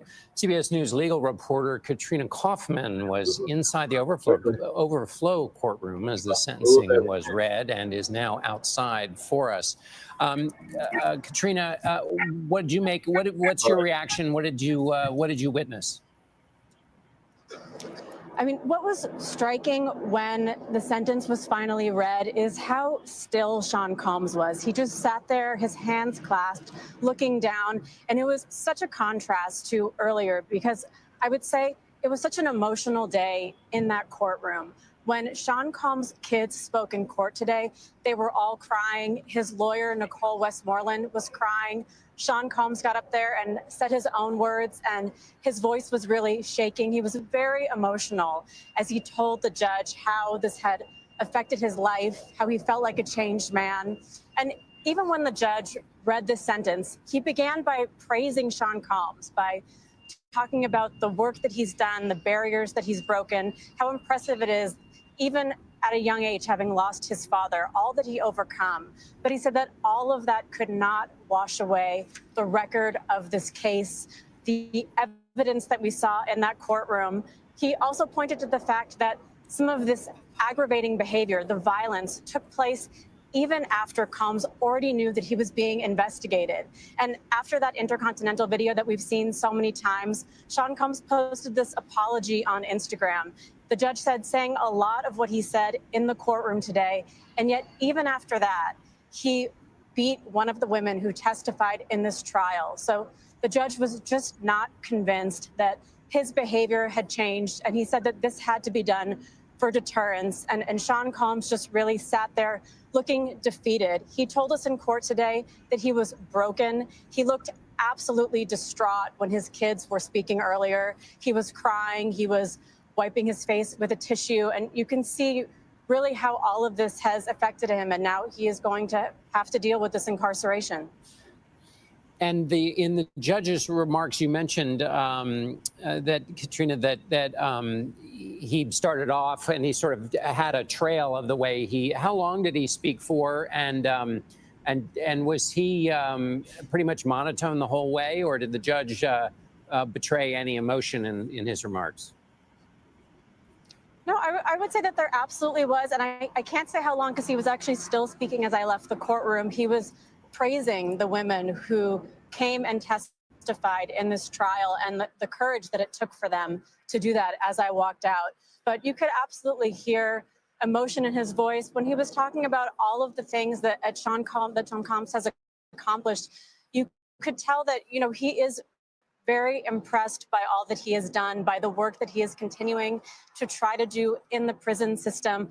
But all of that just was not enough to overcome the massive amount of evidence that he said we saw in this case, the violence, the extreme nature of the behavior, the length of this behavior. It happened over a decade with multiple victims, and all of that just was not enough to supersede him saying that he now feels remorseful for this, that he is repentant. And earlier in the day, the judge also said that he just wasn't fully convinced by the narrative that Sean Combs and his team have been saying. CBS News legal reporter Katrina Kaufman, thank you. We want to go back to Jerika Duncan, who's outside the courthouse. Jerika, they're always in these high-profile trials, people who gather around, who kind of come and pick sides. What has the reaction been in the wake of this sentencing? I think you have people that have been out here, some that support Combs and are saying things like free Diddy. And then you have folks who are advocates and wanted to see him face some serious time. An attorney that I did speak to did make clear, though, that a lot of times in these federal cases, people don't necessarily serve the entire time.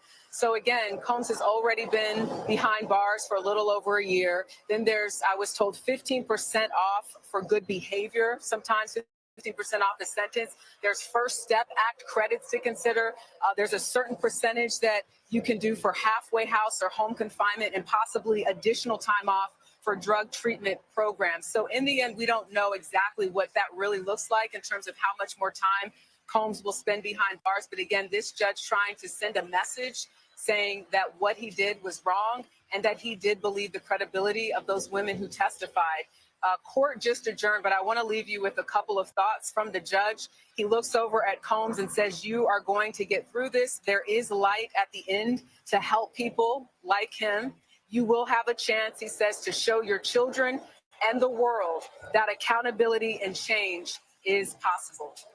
Jerika Duncan from outside the courthouse, Jerika, thank you so much. We begin tonight with the sentencing of hip-hop mogul Sean Diddy Combs in a New York courtroom today. A judge ordered Combs to spend more than 4 years in prison. Combs was convicted in July on prostitution-related charges.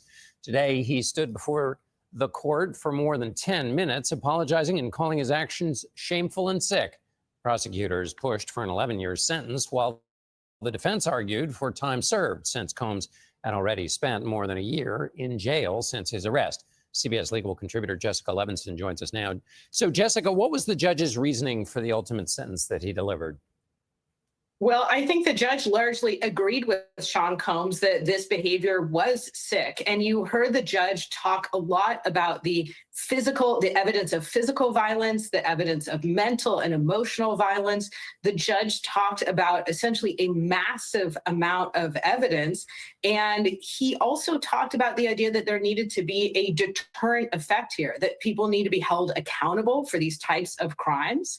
And that obviously when it comes to punishment, we're looking just at the person who actually committed the crime, but also at the message this sends to the public. So I think all of those things together, plus the federal sentencing guidelines, are what the judge looked at in this case. Jessica, help me understand why the judge mentioned all of the behavioral aspects of Combs that have become so familiar. Why was he allowed to take those into account, given that those were things that really went to the charges about which Combs was acquitted? Okay, so how long do we have here? Very recently, the U.S. sentencing guidelines changed, and they changed to say that when it comes to acquitted conduct in a federal court, that acquitted conduct is not relevant when a judge is looking at the length that the sentence should be. But there's a carve out there that says unless that conduct helped in part to lead to the conviction of the offenses where there was the conviction. And then one more layer here, which is I think there's a question as to whether or not these federal sentencing guidelines are really mandatory. There was a case back in 2005 that said that the guidelines are not mandatory when it comes to U.S. federal court judges, that they're instead just guides. But that particular case, arguably not on all fours, look to this to be an issue on appeal. Sean Diddy Combs was sentenced today to more than 4 years in prison, and this was on 2 prostitution-related charges. It follows a roughly 2-month-long trial where Combs was acquitted on more serious charges of racketeering and sex trafficking. Attorney Chris Melcher joins us now. And Chris, thank you very much for talking to us about this. Is this sentence unexpected, given the more than 11 years the prosecution had asked for? Well, it's in line, Nancy, with the charges that he was convicted of, which were transportation for purposes of prostitution involving his 2 girlfriends at the time. And the jury acquitted him of much more serious charges of trafficking for force or fraud. And the prosecutor did ask for 11 years. The probation office, though, was recommending 5 to 7. So the judge is right in line with that. And I think that the prosecutor just really overcharged the case, or at least in the jury's perspective. And then when it came to sentencing, asked for much longer than the judge thought was appropriate. So today the judge heard from so many people, and also including from Combs himself. But does how big this case was in the public eye play a factor in what happened today? Well, unfortunately, it does. These cases are very difficult for the court to dispose of when so many people are watching. And the judge made a point to say that there has to be accountability when somebody this rich and famous and powerful abuses his position and does really some horrific acts against many women, that he has to be held accountable for it. And his apology and statement that he would never do it again really doesn't carry the day in the judge's mind, and there has to be some punishment, which is going to be a couple more years in prison. Chris Melcher, thank you very much for joining us. We appreciate your analysis. And turning now to our other top story of the night, Sean Diddy Combs has been sentenced to more than 4 years in prison. Over the summer, the music mogul had been found guilty on prostitution-related charges. CBS News legal reporter Katrina Kaufman was in the courtroom today in Manhattan and joins us now. Katrina, thanks for being with us here tonight. Going into today, there was the potential Combs could have even been out within weeks. So how did he react when he heard that sentence? You know, Nancy, what was notable was how little reaction there was. He looked down at his hands, they were clasped in his lap, and he just looked defeated. The same with his family. It was very quiet in that courtroom, very solemn, and it was a drastic difference from earlier because this day stretched on for a really long time. Many people spoke in court, his attorneys, and most notably his children. That was extremely emotional. They were crying. They were talking about how much they respect their father and how hard it has been for them to not have him around, especially his children who lost their mother, Kim Porter. His lawyer, Nicole Westmoreland, also broke down crying when she talked about Sean Combs. She said that he had changed her life. And then Sean Combs himself got up and spoke in court. And he said that what's been really hard for him during this trial is having to be silent, not being able to speak on his own behalf. He said that his actions were disgusting, they were shameful, and they were sick. He said that he's not a larger-than-life person. He is a human being, and that he got lost in the excess, in the ego. His voice was shaking. He was crying today. I saw him wiping tears from his face in court. And he ultimately said that he is humbled and he's broken. He said, "I hate myself right now," before the judge and before this sentence came down. So, Katrina, prosecutors, though, they had wanted this sentence to be 11 years. What did the judge say when they actually handed this down? So ultimately, the judge decided to give him this sentence of 50 months incarceration, 5 years of supervised release. And this is actually lower, it's significantly lower than what the prosecution wanted. That was about 11 years. And then the probationary recommendation was 7 years. Now, Sean Combs' team, they wanted only up to 14 months. So he did end up getting significantly more than that. What the judge said, though, is he began when he delivered this sentence by very warmly talking about all that Sean Combs has accomplished, the things that we heard today, how devoted he is to his family, how he broke barriers as a Black man, his entrepreneurship. But then there was this shift in tone, and he got very serious, and he ultimately said that there was just an overwhelming amount of evidence in this case. The actions that Sean Combs took against his ex-girlfriends, Cassie Ventura, and a woman who went by Jane, who testified in this courtroom, the violence, the psychological and physical abuse against them. And he said that he had to give a significant sentence for the purpose of deterrence, and because he believes that Sean Combs still could potentially pose a danger. He thinks that he needs more time in prison, but said that he will ultimately get his life back on the other side of this. Katrina Kaufman, thank you for your reporting throughout this process. We appreciate it.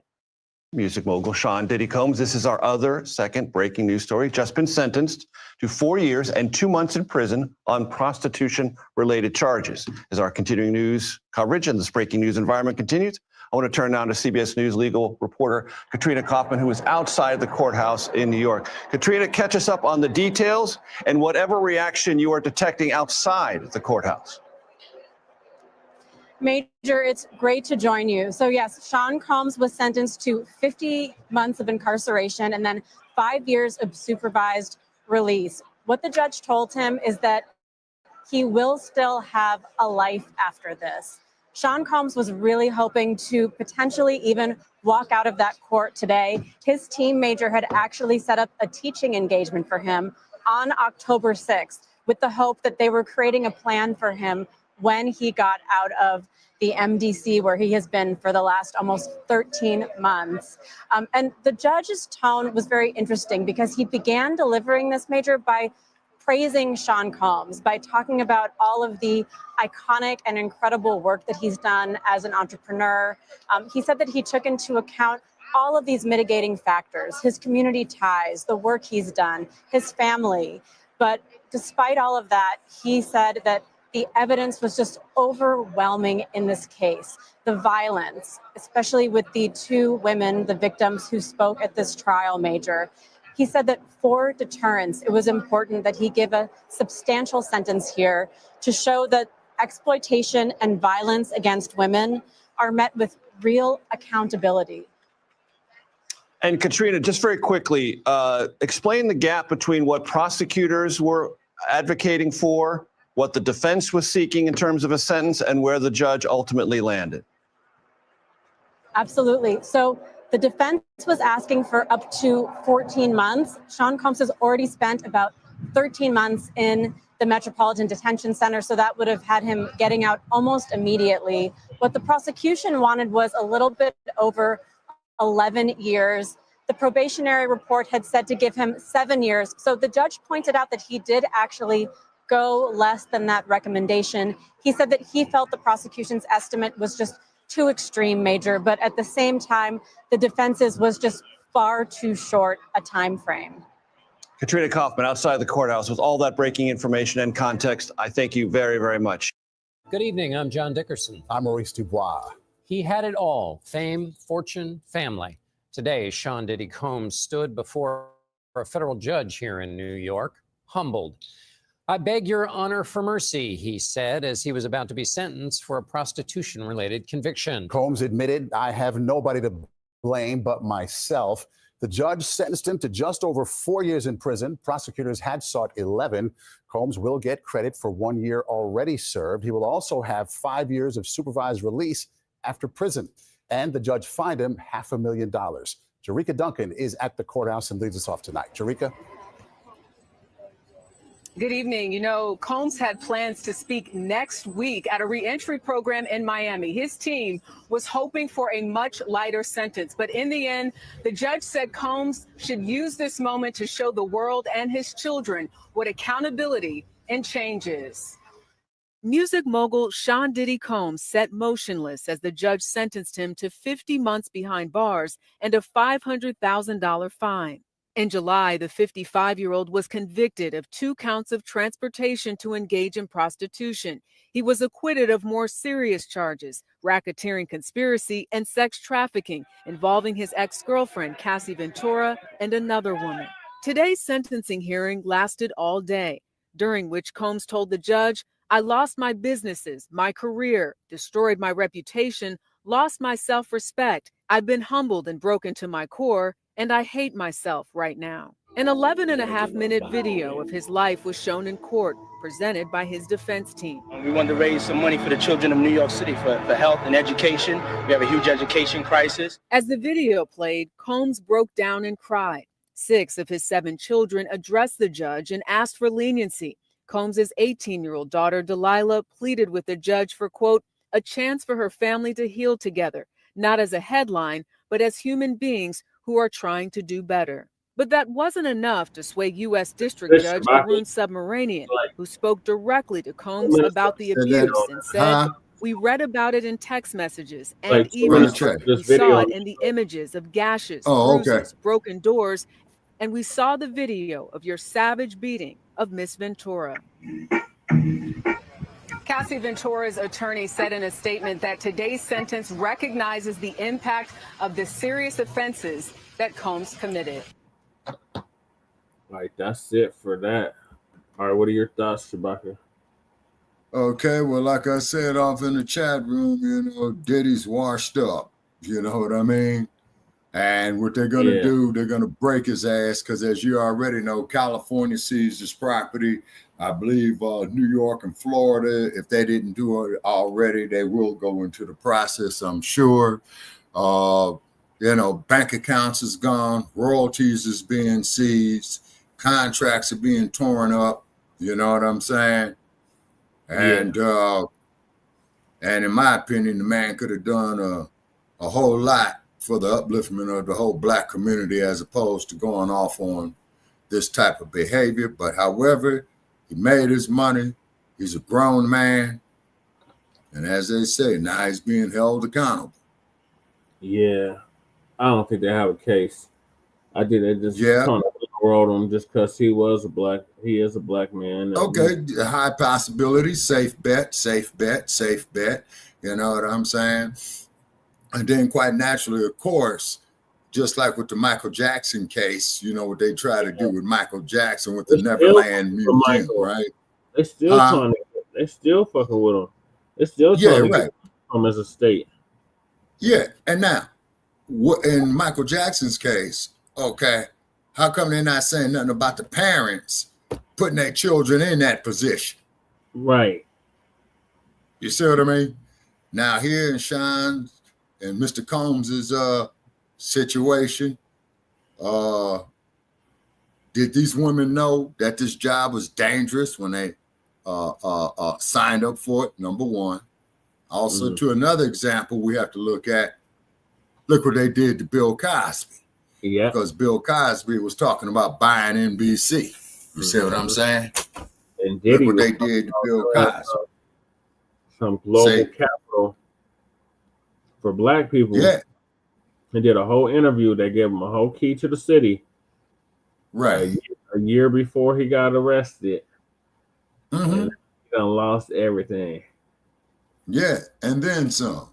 Reputation is marred. You know what I'm saying? You know. So the only thing I can say about that there, Mr. Combs, if you did this, okay, you're being held accountable. Okay. Do I think that you were in a kangaroo court, Mr. Diddy? I'm at a nexus point on it. I would know say, what I'm saying? I say he was in a kangaroo court. The damn judge being tethered. Another Kamala Harris, basically a male Kamala Harris. Oh, okay. Now, Diddy. Is he going to be filing appeals? Yes, that's what they said. They said he could still appeal. Right. Okay. But it just goes to show you folks that when you go out there in the la-la land in Hollywood, it does not mind fucking up a brother. You know what I'm saying? You know, like I said, I lived there for over 40 years. You know what I mean? And yeah, they make an example. He brought up to OJ, Harvey Weinstein, to Bill Cosby. Mm-hmm. To Kobe, they said on some shit too. Oh yeah, look at Kobe Bryant. But we don't hear nothing about the Harvey Weinstein man. You know, of him going to court, of what he was doing. Yeah, you see. Well, remember, Tarana Burke said it wasn't her responsibility to go after white men.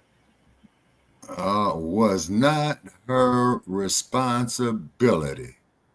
That the founder of the Me Too movement, KRS-2, said it wasn't her responsibility to go after black men. Okay, now here's something that Mariana says that makes a whole lot of sense. Now, I like this, Mariana. Now, will this here put more pressure on them to release the Epstein tapes? No, Cash Patel already said he's not going to do it. Okay. All right, so then that means that cross-eyed fool who's going to tell black people not to pay homage to the passing of Assata Shakur is not going to do his job of releasing these tapes that could be, how should we say, incriminating. Yeah, that's the good word I'm looking for, against the dump. You know, so like I said, you know, and they wonder how why we feel the way we feel, but they talk about freedom of speech, right? Mm-hmm. How many times have we been hit? Oh, you violating community standards. I've lost count. We're habitual offenders of that. Yeah. But then you're going to sit up here and tell me that I got to call a man a woman because he wears woman's clothes and he shoves ketchup up his ass talking about he's having a menstrual cycle, which is an insult to the sanctity of womanhood. And I want to make that perfectly clear. Just Democrats is pushing Shabaka. They pushing. Oh, yeah. And then also, too, ladies and gentlemen, okay, you can follow me on Twitter at Shabaka EXP. Definitely want to give a shout out there to our man V40. You know, I was on his platform earlier today. You know what I mean? Okay, and then I was on another platform a couple of nights ago where they called me everything but a child of God. And then when I was with Mr. V40, a couple of those trolls showed up and they saw that I was on there, and then they bailed out. You know what I mean? So them clowns don't ever have to worry about me going up there on their platform anymore. But V40, he's the man. And definitely for those of you out there, follow at Shabaka EXP on Tweety Bird. You know what I'm saying? Shabaka, we both called him the Afro Elites. And definitely there. Shout out there to Mr. Afro Elite, you know, the brother out of the Midwest, I believe. You know, he did take he's out of the Shy. You know, he did take our calls, and I appreciated him giving us the time to speak on this platform. So therefore, Afro Elite, we shout on you out as well too, brother. You know what I'm saying? And get with us when you can, Afro Elite. You're more than welcome to come join us. Well, it's actually two things I agree with him on, Godmother. I agree with him on that, and I agree with him on we built this country, and we have not got the best so rightfully deserve. Yeah. So I have to agree with those. Those are two facts right there. You see what I'm saying? And there's no argument with undisputed truth. You see what I mean? Well, this is going to conclude season 10, episode 46 of Grand Riser with Shabaka and the Chase, in conjunction with the Front Line Blacc News. We usually go on in the morning, but I had furniture shopping to do this morning, so we weren't able to go on this morning, so we have to push it to the evening. But join us tomorrow evening for Frontline Blacc News, Season 5, Episode 46, Part 1. In the meantime, make sure y'all like to subscribe to all of our platforms, Frontline Blacc News on YouTube and Facebook, The Revolutionary Agenda on YouTube and Facebook, and of course, Shabaka's Black Experience Enhanced on Facebook, Twitter, and TikTok. Yes, sir. And then also, too, you could Google our past episodes on Shabaka's Black Experience Enhanced. We are putting a disclaimer up there.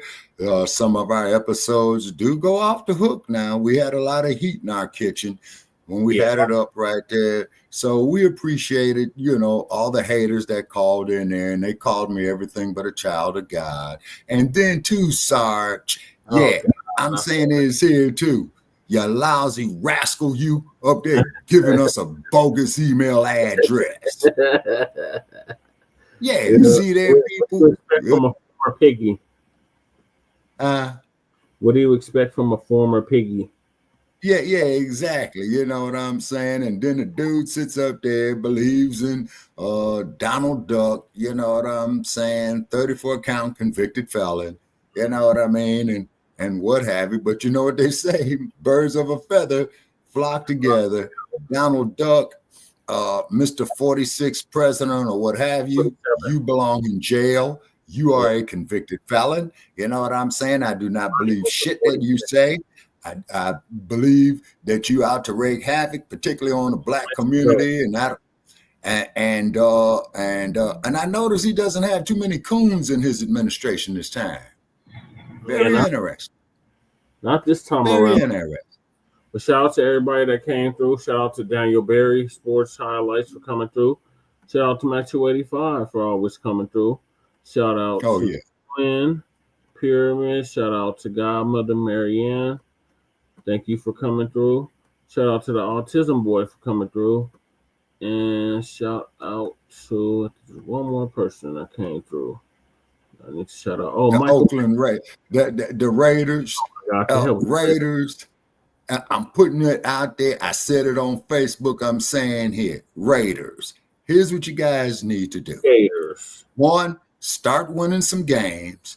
2, get out of town. Or 3, change your fucking name up there. You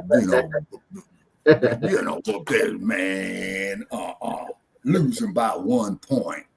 You know. To the Chicago. Oh, Mariana, wait a minute. You familiar with Sarge too? Yes. Okay, it's a wonder that Sarge didn't get a heart attack on the show. Oh, yeah, Sarge gets to screaming and hollering, and I tell Sarge, okay, Sarge, calm down. We all know you're tough. You know what I'm saying? And that thing kind of reminds me, now this is for some of you oldies out there. If you ever saw a TV series with James Garner called The Rockford Files, and he was a private eye, every episode, Rockford was getting his ass whooped royally. You know what I'm saying? But one thing though about James Garner, I will say this.